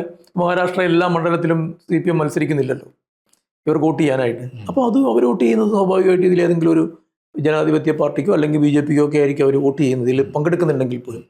അതിൻ്റെ കാരണം വെച്ചാൽ ഇലക്ട്രൽ പൊളിറ്റിക്സിൻ്റെ യുക്തിയും ഈ സമരങ്ങളുടെ യുക്തിയും തമ്മിൽ യോജിച്ചു പോകുന്ന ഒരു ഘട്ടം ഇന്ത്യയിലെ കമ്മ്യൂണിസ്റ്റ് പ്രസ്ഥാനത്തിൽ അവസാനിച്ചിരിക്കുന്നു. അത് അവസാനിച്ച് കഴിഞ്ഞ കുറച്ചൊരു ദശാബ്ദങ്ങളായിട്ട് അത് അവസാനിച്ചു. അതായത് നമ്മൾ ആദ്യം പറഞ്ഞ പ്രശ്നം, അതായത് സ്പോണ്ടേനിറ്റിയുടെയും നിയതമായിട്ടുള്ള ഇടപെടലുകളുടെയും പ്രശ്നം, അത് ഏറ്റവും കമ്മ്യൂണിസ്റ്റ് പാർട്ടികൾ നേരിടുന്ന ഏറ്റവും ആഗോളതലത്തിൽ നേരിടുന്ന ഏറ്റവും സങ്കീർണമായ സൈദ്ധാന്തിക രാഷ്ട്രീയ പ്രതിസന്ധി. അതിൻ്റെ ഭാഗമായിട്ടാണ് ഈ റാലികളിലുള്ളത് വോട്ടായി മാറാത്തത്. കാരണം അത് സ്പോണ്ടേനിയസ് ആണ് പലപ്പോഴും. പക്ഷേ അതിനെ പ്രായോഗികമായിട്ട് വോട്ടായിട്ട് പരിവർത്തനം ചെയ്യാനുള്ള പാർട്ടിക്കുള്ള മെഷീനറി ഇല്ല, ശക്തിയില്ല, പ്രത്യയശാസ്ത്രപരമായിട്ടുള്ള ദാർഢ്യമില്ല. ഇത്രയും പ്രശ്നങ്ങളാണ് അതിനെ സഹായിക്കുന്നത്. താങ്കൾ ഉൾപ്പെടെ ധാരാളം പേർ ഇത്തവണ വീണ്ടും ഒരു LDF ഗവൺമെൻറ് കേരളത്തിൽ വരുമെന്ന് പ്രതീക്ഷിച്ചതാണ്. പ്രചരണത്തിൻ്റെ ഘട്ടങ്ങളിലൊക്കെ അങ്ങനെ ഒരു തോന്നൽ മീഡിയ ഉണ്ടാക്കിയിരുന്നു, കേരളത്തിലെ മാധ്യമങ്ങളൊക്കെ ആ നിലയ്ക്ക് പറഞ്ഞിരുന്നു. പക്ഷേ ജനങ്ങൾ വളരെ ശത്രുതാപൂർവമാണ് LDFനെതിരെ വോട്ട് ചെയ്തത്. എന്തുകൊണ്ടായിരിക്കും അങ്ങനെ സംഭവിച്ചത്? ഒന്നാമത്തെ കാര്യം എന്ന് വെച്ചാൽ LDF തിരിച്ചു വരും എന്നുള്ള പ്രതീക്ഷ ഉണ്ടായിരുന്നില്ല. ഞാനങ്ങനെ പറഞ്ഞിട്ടില്ല, പലരും അങ്ങനെ തെറ്റിദ്ധരിക്കുന്നുണ്ട്. ഞാൻ പറഞ്ഞ ഇടതുപക്ഷ പരാജയം എന്ന് പറയുന്നത് ഏറ്റവും അനിവാര്യമായ ഒന്നാണ് കേരളത്തിൽ എന്ന് ധരിക്കുന്നത് ശരിയല്ല. കാരണം തുടർ ഭരണം പാടില്ല എന്നുള്ള, തുടർ ഭരണമല്ല പ്രശ്നം, ഭരണത്തിന് പ്രശ്നമുണ്ട്. ഞാൻ എൻ്റെ ആദ്യത്തെ നോട്ടിൽ തന്നെ ഞാൻ എഴുതിയിരുന്നു, ഈ ഭരണത്തിന് പ്രശ്നമുണ്ടെങ്കിൽ നമുക്കത് പറയാം, അത് പറഞ്ഞ് വോട്ട് ചെയ്യാതിരിക്കാം. എൻ്റെ സെൻറ്റൻസുകൾ തന്നെ അങ്ങനെ തന്നെയാണ് ഞാൻ എഴുതിയിരുന്നത്. പക്ഷേ തുടർ ഭരണം എന്ന് പറയുന്നതിനെ അതൊരു ലിബറൽ പ്രശ്നമാണ്, ഒരു മാർക്സിസ്റ്റ് പ്രശ്നമല്ല എന്നാണ് ഞാൻ പറഞ്ഞത്. ഇടതുപക്ഷം തിരഞ്ഞെടുപ്പിൽ പ്രക്രിയയിൽ പങ്കെടുക്കുന്നത് ജയിക്കാനാണ്, ആരാണെങ്കിലും ജയിക്കാനാണ് പങ്കെടുക്കുക. അത് തുടർ ഭരണമാണോ അല്ലയോ എന്നുള്ളതല്ല, ലിബറൽ ജനാധിപത്യത്തെ സംരക്ഷിക്കുക എന്നുള്ളതല്ലല്ലോ ഇടതുപക്ഷത്തിൻ്റെ. ഇടതുപക്ഷം അധികാരത്തിൽ വന്ന് ഒരു വെൽഫെയർ സ്റ്റേറ്റ്, ന്യൂ ലിബറൽ വിരുദ്ധമായിട്ടുള്ള ഒരു ഭരണം സ്ഥാപിക്കുക എന്നുള്ളതാണ് ഇടതുപക്ഷത്തിൻ്റെ ലക്ഷ്യം. അല്ലാതെ ലിബറൽ ജനാധിപത്യത്തിൻ്റെ ഉള്ളിലത്തെ ചില കാൽപ്പനികമായിട്ടുള്ള താല്പര്യങ്ങൾ പരിഹരിച്ചു കൊടുക്കുക എന്നുള്ളതല്ല. ഇതാണ് ഞാൻ പറയാൻ ഉദ്ദേശിച്ചത്. അതുകൊണ്ട് തുടർ ഭരണം വേണ്ട എന്ന് പറയുന്ന ഒരു മാർക്സിസ്റ്റ് നിലപാടല്ല. തെരഞ്ഞെടുപ്പ് പ്രക്രിയയിൽ പങ്കെടുക്കുന്ന ഒരു മാർക്സിസ്റ്റ് സംബന്ധിച്ചോളം തുടർ ഭരണം പാടില്ല എന്ന് പറയുന്ന ഒരു മാർക്സിസ്റ്റ് നിലപാടല്ല. അല്ലാത്തവർക്ക് എടുക്കാം. അതിപ്പം കോൺഗ്രസ്സുകാർ മുഴുവനും ഈ ഭരണം പോകണമെന്ന് വിചാരിച്ച് വോട്ട് ചെയ്യുന്നതും പ്രവർത്തിക്കുന്നതുമാണല്ലോ. ആ ഒരു കാര്യമാണ് ഞാൻ ഊന്നി പറയാൻ ആ സമയത്ത് ശ്രമിച്ചത്. പക്ഷെ അതിൻ്റെ കാരണം എന്താ വെച്ചാൽ, ലോകത്ത് നമ്മളൊരു ആഗോള സാഹചര്യം പരിശോധിക്കുകയാണെങ്കിൽ ലോകത്തിലെ കമ്മ്യൂണിസ്റ്റുകൾക്ക് ആകെ എടുത്ത് പറയാനുണ്ടായിരുന്ന ഒരേ ഒരു ഭരണം ബംഗാളിലെ ഭരണത്തിനും ത്രിപുരയിലെ ഭരണത്തിനും ശേഷം ലോകത്തുണ്ടായിരുന്നത് ഈ കേരളത്തിലെ ഇടതുപക്ഷ മുന്നണി മാത്രമാണ്. ഒരു മുന്നണി ഭരിക്കുമ്പോൾ CPM പോലൊരു പാർട്ടിയാണ് അതിൻ്റെ ആന്തരിക പ്രശ്നങ്ങൾ മാനേജ് ചെയ്യേണ്ടത്. അതിൻ്റെ ആന്തരിക പ്രശ്നങ്ങൾ ശരിയായിട്ട് അതിനെ മാനേജ് ചെയ്യാൻ സാധിക്കുന്നില്ലെങ്കിൽ തിരിച്ചടികൾ ഉണ്ടാവും. അത് നമ്മൾ അന്ന് ചർച്ച ചെയ്ത പ്രശ്നത്തിന് പുറത്തുള്ളൊരു കാര്യമാണ്. CPM എങ്ങനെ ഈ തെരഞ്ഞെടുപ്പിനെ നേരിട്ടു, അല്ലെങ്കിൽ CPM കഴിഞ്ഞ 5 കൊല്ലം കഴിഞ്ഞ 10 കൊല്ലമായിട്ട് എങ്ങനെ പ്രതിസന്ധികളെ നേരിട്ടു, എന്ത് തരത്തിലുള്ള റെട്ടറിക്കാണ് അവർ മുമ്പോട്ട് വെച്ചത് എന്നുള്ളത് യഥാർത്ഥത്തിൽ അവരുടെ ഒരു ആഭ്യന്തരമായിട്ട് അവർ ചർച്ച ചെയ്ത് സ്വയംവിമർശനപരമായിട്ട് പരിശോധിച്ച് പരിഹരിക്കേണ്ട ഒരു വിഷയമാണ്. പക്ഷെ നമ്മൾ പുറത്തു നിന്ന് ഒരു ഇടതുപക്ഷം എന്നുള്ള രീതിയിൽ ചിന്തിക്കുമ്പോഴത്തേക്കും ഇത് അവർ പരിഹരിച്ചിട്ടില്ല. അതിപ്പോൾ അവർക്ക് മനസ്സിലാവുന്നുണ്ടല്ലോ. അവർ ആ രീതിയിലാണല്ലോ അവരുടെ പരിഷ്കരണ പരിപാടികൾ മുമ്പോട്ട് വയ്ക്കുന്നത്. ഈ പ്രതിസന്ധികൾ ഉണ്ടായിരുന്നെന്ന് തിരിച്ചറിഞ്ഞുകൊണ്ട് തന്നെയാണ്. അത് നേരത്തെ തിരിച്ചറിയാൻ കഴിയാതിരുന്നത് അവരുടെ പരാജയമാണ്. ലോകത്ത് കമ്മ്യൂണിസ്റ്റ് പാർട്ടി പരാജയപ്പെടുന്ന ആദ്യമല്ലല്ലോ. ഇപ്പോഴത്തെ പ്രതിസന്ധി എന്ന് പറയുന്നത് ബംഗാളിലും ത്രിപുരയിലും ഒക്കെ ഉണ്ടായതുപോലെ നിർമൂലനത്തിൻ്റെ യുക്തി കേരളത്തിലെ കമ്മ്യൂണിസ്റ്റ് പാർട്ടികളെ ബാധിക്കുമോ എന്നുള്ളതാണ്. ഇല്ലാതാകുക എന്നുള്ള പ്രതിസന്ധി അത് ബാധിക്കാതെ നോക്കുക എന്നുള്ളത് എല്ലാ കമ്മ്യൂണിസ്റ്റ് പാർട്ടികളുടെയും ഉത്തരവാദിത്തമാണ്. അതുപോലെ തന്നെ നമ്മളിപ്പോൾ കേരളത്തിൽ കമ്മ്യൂണിസ്റ്റ് പാർട്ടി അല്ലെങ്കിൽ ഇടതുപക്ഷം മുന്നണി പരാജയപ്പെട്ടു എന്ന് പറയുമ്പോൾ ഒരു കാരണമല്ല അതിന് ആൾക്കാർ പറയുന്നത്. പല കാരണങ്ങളുണ്ട്. ഭരണപരമായ കാരണങ്ങളാണ് ഒരു വലിയ വിഭാഗമുള്ളത്. അതുപോലെ തന്നെ സമരങ്ങളെ നേരിട്ട രീതിയിലുള്ള വിമർശനങ്ങൾ ഉണ്ടായിരുന്നു. ഈ ഗവൺമെൻറ് തിരിച്ചു വരുന്നതിന് പ്രധാനമായി ഈ ഗവൺമെൻറ് പരാജയപ്പെടുന്നതിനും ഇപ്പോഴത്തെ ഗവൺമെൻറ് അധികാരത്തിൽ വരുന്നതിനും പ്രധാനപ്പെട്ട ഒരു കാരണം എന്ന് പറയുന്നത് ഈ ഗവൺമെൻറ്റിനെതിരെ ഉണ്ടായ സമരങ്ങളോട് പോലീസ് സ്വീകരിച്ച ഒരു നിലപാടാണ്. ധാരാളം യുവതികളും യുവാക്കളും പ്രതിഷേധ സമരങ്ങളിൽ പങ്കെടുക്കുക എന്നുള്ള ഒരു പുതിയ കാര്യമല്ല കേരളത്തിൽ. അത് പ്രതിപക്ഷത്തിരിക്കുമ്പോൾ യൂത്ത് കോൺഗ്രസും ആയിരിക്കും, പ്രതിപക്ഷത്തിരിക്കുമ്പോൾ DYFIയും SFIയും ഒക്കെ ആയിരിക്കും. നമുക്കറിയാം അതാണ് ചെയ്യുക എന്നുള്ളത്. പക്ഷേ ഈ പോലീസ് എക്സസസ് ഉണ്ടായി എന്നുള്ളത് ഇപ്പോൾ എന്നെപ്പോലൊരാൾ അത് അത്രയും പ്രാധാന്യത്തോടെ അല്ലെങ്കിൽ ഒരു സാധാരണ ഒരു പുതിയൊരു ജൻസി കാണുന്നത് പോലെ കാണാത്തതിൻ്റെ കാര്യം എന്ന് വെച്ചാൽ, നമ്മൾ കരുണാകരൻ മുഖ്യമന്ത്രി ആയിരുന്ന കാലത്തും വയലാർ രവി ആഭ്യന്തരമന്ത്രി ആയിരുന്ന കാലത്തും വിദ്യാർത്ഥി പ്രവർത്തനം നടത്തിയിരുന്നവരാണ്. അന്നുണ്ടായിരുന്നതിൻ്റെ 4/1 എക്സസസ് യഥാർത്ഥത്തിൽ ഈ LDF ഗവൺമെൻറ്റിൻ്റെ ഭാഗത്ത് സത്യത്തിൽ ഉണ്ടായിട്ടില്ല. പക്ഷെ അത് അനുഭവിച്ചിട്ടില്ല ജൻസിക്ക് ആ ചരിത്രം അറിയില്ല. വയലാർ രവി ആഭ്യന്തരമന്ത്രി ആയിരുന്ന കാലത്ത് എത്ര ഭീകരമായ മർദ്ദനത്തെയാണ് വിദ്യാർത്ഥി പ്രസ്ഥാനങ്ങൾ കേരളത്തിൽ നേരിട്ടത് എന്നുള്ളത് എനിക്കറിയാം. You know very well. കരുണാകരൻ്റെ കാലത്ത് എത്ര ഭീകരമായ ആക്രമണമാണ് ഉണ്ടായത് എന്നുള്ളതും അറസ്റ്റുകളും ജയിലും കാലും തലയും തല്ലി പൊട്ടിക്കലും അടക്കം ഉണ്ടായിട്ടുള്ള കരുണാകരൻ റൂത്ത്ലെസ് ആയിട്ട് പോലീസിനെ അഴിച്ചു വിട്ട ഒരാളാണ്. കരുണാകരൻ്റെ ഏറ്റവും പ്രധാനപ്പെട്ട ഒരു പ്രസ്താവന തന്നെ പോലീസ് അസോസിയേഷൻകാർ ഇദ്ദേഹത്തിനെ കാണാൻ ആയിട്ട് ചെന്ന് എന്തോ ഒരു യൂണിഫോമിൻ്റെ ഇത് പ്രശ്നമായിട്ട് ബന്ധപ്പെട്ട് ഇദ്ദേഹം കാണാൻ കൂട്ടാക്കിയില്ല. അപ്പോൾ കാണാൻ കൂട്ടാക്കിയില്ല, അവരൊന്നും പറയില്ല, അവർ തിരിച്ചുപോയി. അപ്പോൾ പത്രക്കാർ ചോദിച്ചു ഇങ്ങനെ പോലീസ് അസോസിയേഷൻകാർക്ക് അവർ ചർച്ചയ്ക്ക് വന്നിരുന്നല്ലോ. അപ്പോൾ ഇദ്ദേഹം പറഞ്ഞ മറുപടി കന്നിനോട് ചോദിച്ചിട്ടല്ല കലപ്പ വെക്കുന്നതെന്നാണ്. കന്നിനോട് ചോദിച്ചിട്ടല്ല കലപ്പ വെക്കുന്നതെന്നാണ് പറഞ്ഞത്. ഇതാണ് അദ്ദേഹത്തിന് മൊത്തത്തിൽ എതിരാളികളുണ്ടായിരുന്ന ഒരു നിലപാട് എന്ന് പറയുന്നത്. അപ്പോൾ അതൊക്കെ കണ്ടിട്ടുള്ള നമ്മളെ സംബന്ധിച്ചിടത്തോളം ചരിത്രപരമായ ആ അർത്ഥത്തിൽ ഇതിനെ അത്രയും വലിയ ഉണ്ട്. ഇത് കാരണം ജൻസി അത് അനുഭവിച്ചിട്ടില്ല.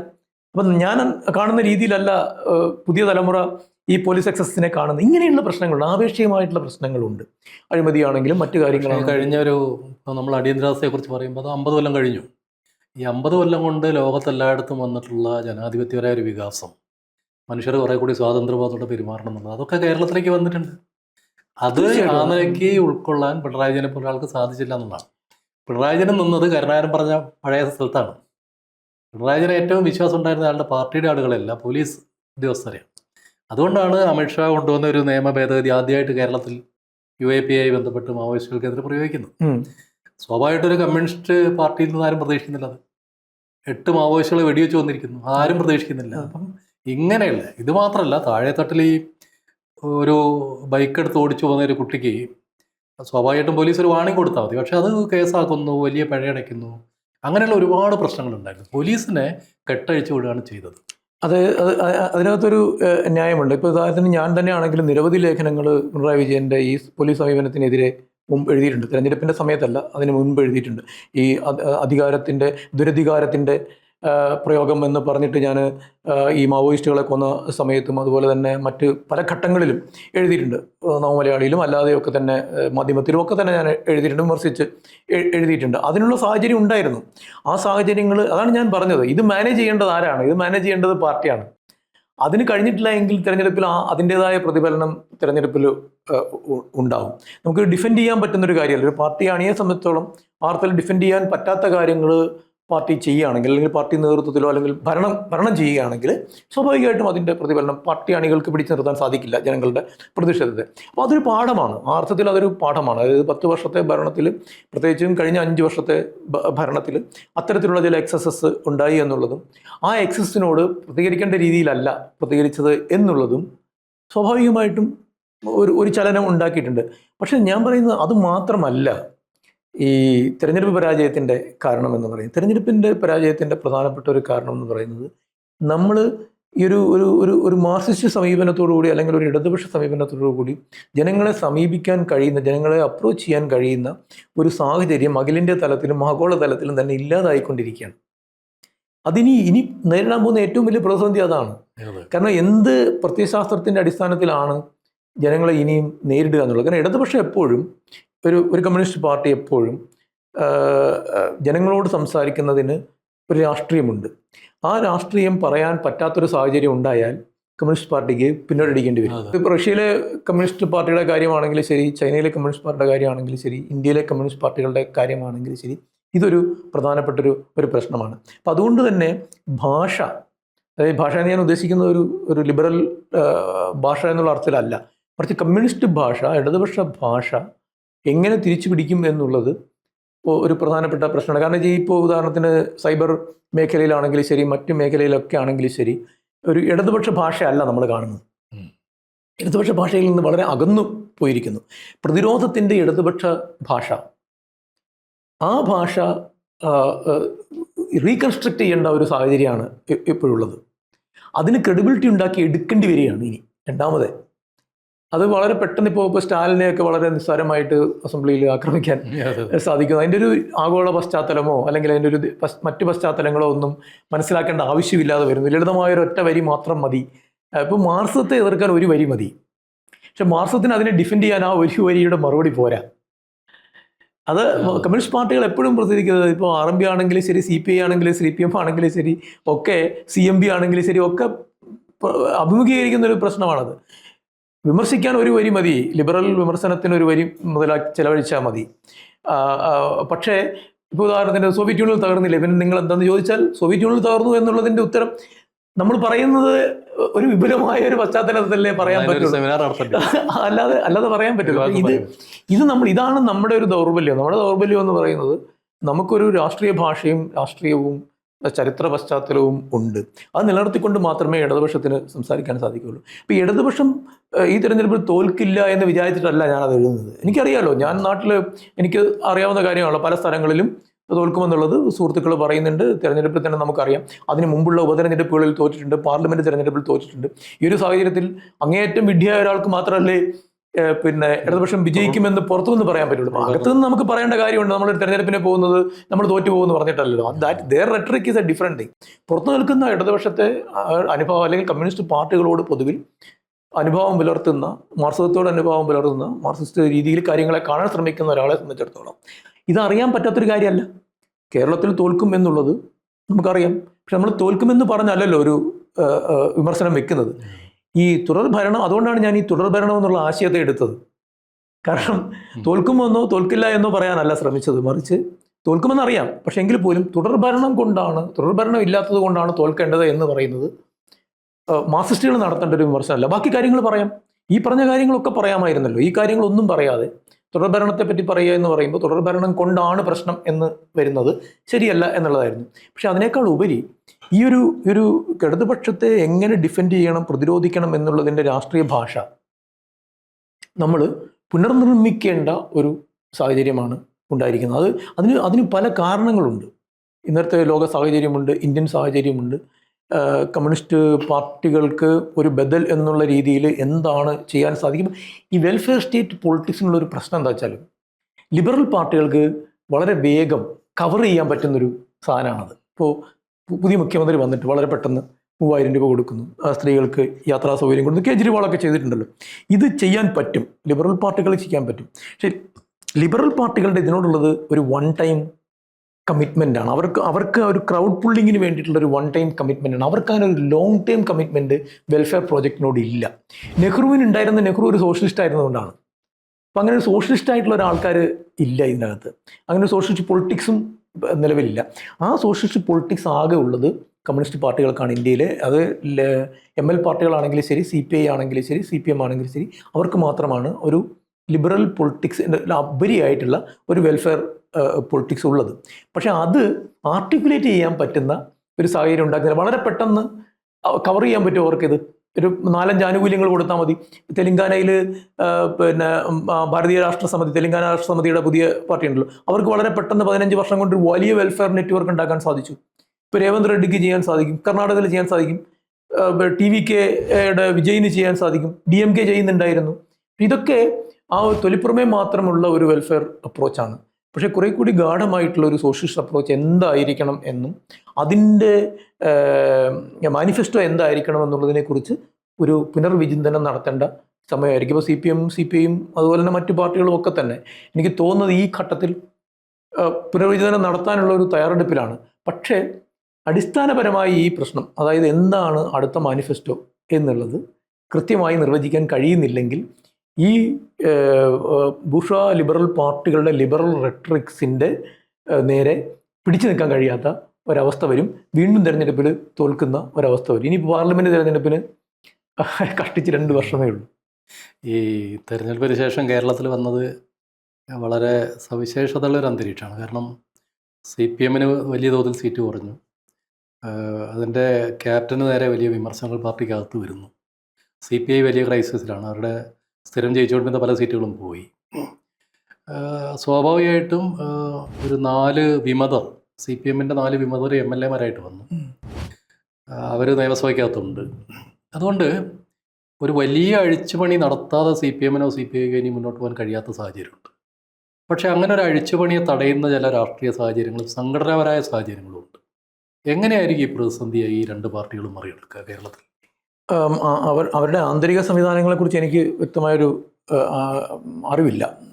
പക്ഷേ 2 പാർട്ടികളും നിരവധി ചർച്ചകൾ പല ഘട്ടങ്ങളിലായിട്ട് നടത്തി വരുന്ന പാർട്ടികൾ തന്നെയാണ്. പക്ഷേ അതിനോട് നേതൃത്വം എന്താണ്, സമീപനമാണ് സ്വീകരിക്കുന്നത് എന്നുള്ളതിനെക്കുറിച്ച് നമുക്ക് കൃത്യമായിട്ട് അറിയില്ല.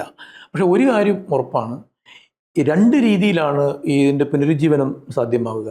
ഒന്ന്, നേരത്തെ പറഞ്ഞതുപോലെ ആന്തരികമായി അഴിച്ചു പണിയുന്ന ഒരു സംവിധാനം ഉണ്ടാക്കുക, പ്രത്യേകിച്ച് കൂടുതൽ ഡിസെൻ്റ് അനുവദിക്കുന്ന തരത്തിലുള്ള ഒരു സംവിധാനം ഉണ്ടാക്കുക, കുറെ കൂടി ലോക്കലി പ്രാദേശികമായിട്ടുള്ള പ്രശ്നങ്ങൾ എന്താണ് എന്ന് മനസ്സിലാക്കാനും അത് പ്രാദേശിക നേതൃത്വത്തിൻ്റെ താല്പര്യത്തിനനുസരിച്ച് ഉള്ള നിലപാടെടുക്കാനും, ഒരു കേന്ദ്ര നേതൃത്വത്തിൻ്റെ നിലപാട് അടിച്ചേൽപ്പിക്കുകയല്ല, മറിച്ച് ജെനുവിനായിട്ടുള്ള പ്രാദേശിക താല്പര്യങ്ങൾ എന്താണ്, ആരെയാണ് സ്ഥാനാർത്ഥിയായിട്ട് സജസ്റ്റ് ചെയ്യുന്നത്, എന്തുകൊണ്ടാണ് എന്നുള്ളതൊക്കെ ഒരു മനസ്സിലാക്കാനും അതിനോട് പ്രതികരിക്കാനുമുള്ളൊരു ശ്രമം നടത്തിയാൽ സ്വാഭാവികമായിട്ടും അതിൻ്റേതായ മാറ്റങ്ങളുണ്ടാവും.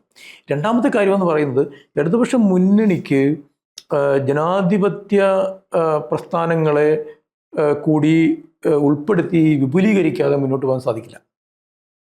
ഇപ്പോൾ ന്യൂനപക്ഷ പാർട്ടികളാണെങ്കിലും ശരി, മറ്റ് ജനാധിപത്യ പാർട്ടികളാണെങ്കിലും ശരി, അവരെ വീണ്ടും സ്വീകരിക്കുക, അവർക്ക് അർഹമായിട്ടുള്ള ശബ്ദം കൊടുക്കണം. ഇപ്പോൾ പ്രധാനമായിട്ട് ഇടതുപക്ഷ മുന്നണി ഞാൻ കാണുന്ന ഒരു പ്രശ്നം എന്ന് വെച്ചാൽ, ഇടതുപക്ഷ മുന്നണിയിൽ മറ്റ് ജനാധിപത്യ കക്ഷികൾ വരുമ്പോൾ ആ ജനാധിപത്യ കക്ഷികൾക്ക് പക്ഷേ പിന്നീട് വളരാൻ സാധിക്കുന്നില്ല. അവരെ വിഴുങ്ങുന്നു. അല്ല, വിഴുങ്ങുന്നു എന്നുള്ള നമുക്ക് അതൊരു ആരോപണമാണല്ലോ. ഞാൻ പറഞ്ഞൊരു പ്രക്രിയ എന്നുള്ള രീതിയിൽ എടുക്കുക. ആരോപണം എന്നുള്ളത് മാറ്റി വെച്ചിട്ട് നമ്മളൊരു സാമൂഹിക പ്രക്രിയ എന്നുള്ള രീതിയിൽ അതിനെ സമീപിക്കുക. നമ്മൾ കഴിഞ്ഞ ഒരു 30-40 കൊല്ലമായിട്ട് കണ്ടുവരുന്നത് എന്താണ്, 80കൾ മുതൽ കണ്ടുവരുന്നത് എന്താണ്, ഈ പാർട്ടികൾക്ക് ഇപ്പം ഉദാഹരണത്തിന് LDFൽ പ്രധാനമായിട്ട് 2 പാർട്ടികളേ ഉള്ളൂ, CPIയും CPMും CPIയുമാണ്. CPI എന്ന് പറഞ്ഞിട്ടുണ്ടെങ്കിൽ കേരളത്തിൽ പിളർന്ന കാലം തൊട്ട് തന്നെ ട്രേഡ് യൂണിയൻ രംഗത്താണെങ്കിലും ബഹുജന സംഘടനകൾ, AIYF, AISF, ബാലവേദി, പിന്നെ മഹിളാ സംഘടന, ഇലക്ട്രിസിറ്റി ബോർഡിലെ യൂണിയൻ അവരുടേതായിരുന്നു വളരെ കാലം. KSRTCയിലേക്ക് ഏറ്റവും വലിയ യൂണിയൻ തന്നെ AITUC ആയിരുന്നു. AITUC ഇപ്പോഴും വളരെ ശക്തമായിട്ടുള്ളൊരു പ്രസ്ഥാനമാണ് കേരളത്തിൽ. ഇതൊക്കെ ഉള്ളതുകൊണ്ട് CPI നിലനിന്നു പോകുന്നു എന്നുള്ളത് ഒഴിച്ചാൽ ബാക്കി ഈ ജനാധിപത്യ മുന്നണി, ഇടതുപക്ഷ ജനാധിപത്യ മുന്നണിയിലേക്ക് വന്ന ജനാധിപത്യ കക്ഷികൾ, ഇപ്പോൾ ആന്റണിയുടെ കോൺഗ്രസ് തിരിച്ച് കോൺഗ്രസിലേക്ക് പോയി, മാണി കോൺഗ്രസ് തിരിച്ച് പോയി, ഇടയ്ക്കൊക്കെ അവരിങ്ങനെ അങ്ങോട്ടും ഇങ്ങോട്ടൊക്കെ മാറി നിൽക്കുന്നുണ്ടെങ്കിൽ പോലും AIMLനെ ആദ്യം തന്നെ ശരീരത്ത് പ്രശ്നം വന്ന സമയത്ത് പുറത്താക്കി, അവർ പോയി. അതിനുശേഷം വന്നിട്ടുള്ള ജനതാ പാർട്ടിയുടെ ചില ഘടകങ്ങൾ ഇതിനകത്ത് വന്നിരുന്നു. RSPയുടെ ഒരു ഭാഗം വളരെ ശക്തമായിട്ടുണ്ടായിരുന്നു. അവർക്കും വളരെ, പ്രേമചന്ദ്രൻ തന്നെ ഇപ്പുറത്തേക്ക് വരുന്നത് ഒരു പ്രത്യേക സാഹചര്യത്തിലാണ്, അദ്ദേഹത്തിന് സീറ്റ് നിഷേധിക്കുന്ന ഒരു സന്ദർഭത്തിലാണല്ലോ വരുന്നത്. അപ്പോൾ അങ്ങനെയുള്ള കാര്യങ്ങൾ, അങ്ങനൊരു കൊല്ലത്ത് മത്സരിക്കുന്ന ഒരു പാർട്ടിയുടെ സ്ഥാനാർത്ഥിയെ നമ്മൾ അങ്ങനെ ഏകപക്ഷീയമായിട്ട് മാറ്റാമോ എന്നുള്ള ചോദ്യം. അത് ഇതൊരു അഖിലേന്ത്യാ പാർട്ടിയാണ്. അഖിലേന്ത്യാ പാർട്ടിയുടെ ഇത് ഞാൻ പറയും, ഇത് വളരെ സൂക്ഷ്മമായൊരു പ്രശ്നമാണ്. അതായത് ഇടതുപക്ഷ മുന്നണിയിൽ ചേരാൻ വരുന്ന കൂടെ നിൽക്കുന്ന ജനാധിപത്യ കക്ഷികളോടും മറ്റ് ചെറിയ പാർട്ടികൾക്കും വളരാനുള്ള സാഹചര്യം ഇല്ലെങ്കിൽ അവരുടെ ബഹുജന അടിത്തറ ക്ഷയിക്കുന്നു എന്ന് പറയുന്നത് അവരുടെ ബഹുജന അടിത്തറ വലതുപക്ഷത്തേക്ക് പോകുന്നു എന്നുള്ളതും കൂടിയാണ് അർത്ഥം. അല്ലാതെ അവർ ഇതിലേക്ക് തിരിച്ച് നിൽക്കുകയല്ല. അവർ ക്ഷയിക്കുന്നതോടുകൂടി ആ ബേസിന് എന്ത് സംഭവിക്കുന്നു എന്ന് ഇടതുപക്ഷം പരിശോധിക്കുന്നില്ല. ഈ RSP തകർന്നു എന്ന് പറഞ്ഞിട്ടുണ്ടെങ്കിൽ ആ തകർന്ന RSP എവിടെ പോയി? അവർക്ക് ട്രേഡ് യൂണിയൻ ഉണ്ട്, അവർക്ക് ആൾക്കാരുണ്ടായിരുന്നു, വ്യക്തികളുണ്ടായിരുന്നു, അവരെവിടെ പോയി? അതുപോലെ തന്നെ മറ്റ് പാർട്ടികൾ, ജനതാ പാർട്ടിയുടെ ആൾക്കാരുണ്ടായിരുന്നു ഇതിനകത്ത്. ജനതാ പാർട്ടി എത്ര കഷ്ണമായിട്ടാണ് LDFനകത്ത് തന്നെ തകർന്നു പോയെന്ന് നമ്മൾ ആലോചിക്കണം. എത്ര പ്രാവശ്യം അത് പിളർന്നു. എന്ത് നല്ല ഒരു രാഷ്ട്രീയ ശക്തി ഉണ്ടായിരുന്നതാണ് ജനതാ പാർട്ടി. നമ്മൾ വലിയ വിപുലമായ CPI പോലൊരു ശക്തി ഉണ്ടെന്നല്ല, പക്ഷേ ജനങ്ങൾക്ക് ബോധ്യമാവുന്ന ഒരു ജനാധിപത്യ ലിബറൽ സംവിധാനം ഇടതുപക്ഷ ജനാധിപത്യ മുന്നണിക്ക് അകത്തുണ്ടാവണം. എന്നെങ്കിലേ ആ ഐക്യമുന്നണി നിലനിൽക്കുകയുള്ളൂ. ഇപ്പോൾ പ്രധാനപ്പെട്ട 2 കമ്മ്യൂണിസ്റ്റ് പാർട്ടികൾ മാത്രമേ യഥാർത്ഥത്തിൽ ഇടതുപക്ഷ മുന്നണിയിലുള്ളൂ. ബാക്കിയുള്ള കക്ഷികൾ ഇപ്പം അവിചാരിതമായിട്ട് മാണി കോൺഗ്രസ് ഇതിനകത്ത് വന്നു എന്നുള്ളത് ഒഴിച്ചാൽ ബാക്കി കക്ഷികളൊക്കെ തന്നെ ഇതിനകത്ത് നിന്ന് ജീർണിച്ച് ദ്രവിച്ചു പോയ പാർട്ടികളാണ്. അവർക്കൊന്നും ബഹുജനാടിത്തറ ഇല്ല. ഇപ്പോഴും ബഹുജനാടിത്തറ ഇല്ലാതെ ഇപ്പം നമ്മൾ പറയുന്നൊരു തമാശയുണ്ട്. ചൈന ഒരു പ്ലൂറലിസ്റ്റ് ജനാധിപത്യമാണെന്നാണ് അവർ അവകാശപ്പെടുന്നത്. കാരണം വേറെ പാർട്ടികളുണ്ട് അവിടെ. പാർട്ടികൾ പ്രവർത്തിച്ചേ പറ്റൂ, ഗവൺമെൻറ് പറഞ്ഞ് പ്രവർത്തിക്കുന്നതാണ്. ആ പാർട്ടികളെയൊക്കെ തന്നെ ഈ ദേശീയ ദിനത്തിന് വിളിച്ച് സ്റ്റേജിലിരുത്തും. പക്ഷേ അവർക്ക് പ്രവർത്തിക്കാനും പാടില്ല, അവർക്ക് പ്രവർത്തിക്കാനും പറ്റില്ല. പക്ഷേ അവരെ അങ്ങനെ വെച്ചിരിക്കുകയാണ്. അവരുടെ കൊടിയൊക്കെ ഉണ്ട്, അവരുമായിട്ട് വന്നിരിക്കുക. അതുകൊണ്ട് ഏകപക്ഷി ജനാധിപത്യമാണെന്ന് പറയാൻ പറ്റില്ല എന്നുള്ളതാണ് അവർ പറയുന്ന ഒരു കാര്യം. പക്ഷേ ഇതുപോലെ പോരല്ലോ. ഇത്തരത്തിൽ നോഷണൽ റെപ്രസെൻറ്റേഷൻ കൊണ്ട് കാര്യമില്ല. നോഷണൽ റെപ്രസെൻറ്റേഷൻ അപ്പുറത്ത് ഒരു പാർട്ടി, ഒരു മുന്നണിയിലേക്ക്, ഇടതുപക്ഷ മുന്നണിയിൽ ഒരു പാർട്ടി ഉണ്ടെന്ന് പറഞ്ഞാൽ ആ പാർട്ടിക്ക് ഒരു ബഹുജന അടിത്തറ ഉണ്ടായിരിക്കണം. ഇപ്പോൾ കോൺഗ്രസ് എസ് ഇപ്പോഴും ഉണ്ട്. പക്ഷേ ചാക്കോയുടെ പഴയ കോൺഗ്രസ് എസിൻ്റെ ഒരു നിഴൽ പോലുമല്ല ഇപ്പോഴത്തെ കോൺഗ്രസ് എസ്. എത്രമാത്രം കോൺഗ്രസ് എസ് ക്ഷയിച്ചു പോയി. അപ്പോൾ അവർക്ക് കൂടി നിലനിൽക്കാൻ കഴിയുന്ന തരത്തിലുള്ള ഒരു സാഹചര്യം ഇടതു മുന്നണിയിലും ഉണ്ടാകേണ്ടതുണ്ടെങ്കിൽ വിശ്വാസത്തോടു കൂടി ഈ ജനാധിപത്യ കക്ഷികൾ, ലിബറൽ ജനാധിപത്യ കക്ഷികൾ ഈ ഇടതുപക്ഷ ജനാധിപത്യ മുന്നണിയിൽ വന്നു ചേരുകയുള്ളൂ. അല്ലെങ്കിൽ ഇടതുപക്ഷ പാർട്ടികൾ മാത്രമായി പോകും. അതാണ് ഇപ്പോൾ സംഭവിച്ചിരിക്കുന്നത്. ഇപ്പോൾ CPIയും അല്ലാതെ ബഹുജനാടിത്തറയുള്ള പാർട്ടികൾ ഇടതുപക്ഷ മുന്നണിയിലില്ല. അതേസമയത്ത് UDF on the other hand Muslim ലീഗിനാണെങ്കിലും കേരള കോൺഗ്രസിനാണെങ്കിലും മറ്റ് ചില വിഭാഗങ്ങൾക്കാണെങ്കിലും അതിലുള്ള RSPക്കാണെങ്കിലും ഒക്കെ അവരുടേതായ പോക്കറ്റുകളും അവരുടേതായ സ്വാധീനവുമുണ്ട്. അത് ഏറ്റവും പ്രധാനപ്പെട്ട ഒരു രാഷ്ട്രീയ പരാജയമാണ്. അതായത് ഈ മുന്നണിയിലുള്ള പാർട്ടികൾ മുന്നണിയിൽ നിന്ന് പോയതും നിലനിന്ന വിഭാഗങ്ങൾ, ഫ്രാക്ഷനുകൾ ദ്രവിച്ചു പോയതും ഇടതുപക്ഷ മുന്നണിയുടെ ക്രെഡിബിലിറ്റിയെ, ജനാധിപത്യപരമായ ക്രെഡിബിലിറ്റിയെ ബാധിക്കുന്ന ഒന്നാണെന്ന് തിരിച്ചറിയേണ്ട ഒരു സാഹചര്യം കൂടി വന്നിരിക്കുകയാണ്. തീർച്ചയായിട്ടും അവരത് തിരിച്ചറിയുകയും കേരളത്തിൽ രാഷ്ട്രീയമായി തിരിച്ചു വരാൻ ശ്രമിക്കുകയും ചെയ്യുന്നു പ്രതീക്ഷിക്കാം. ഞങ്ങളോട് ഇത്രയും സമയം സംസാരിച്ചതിന് നന്ദി.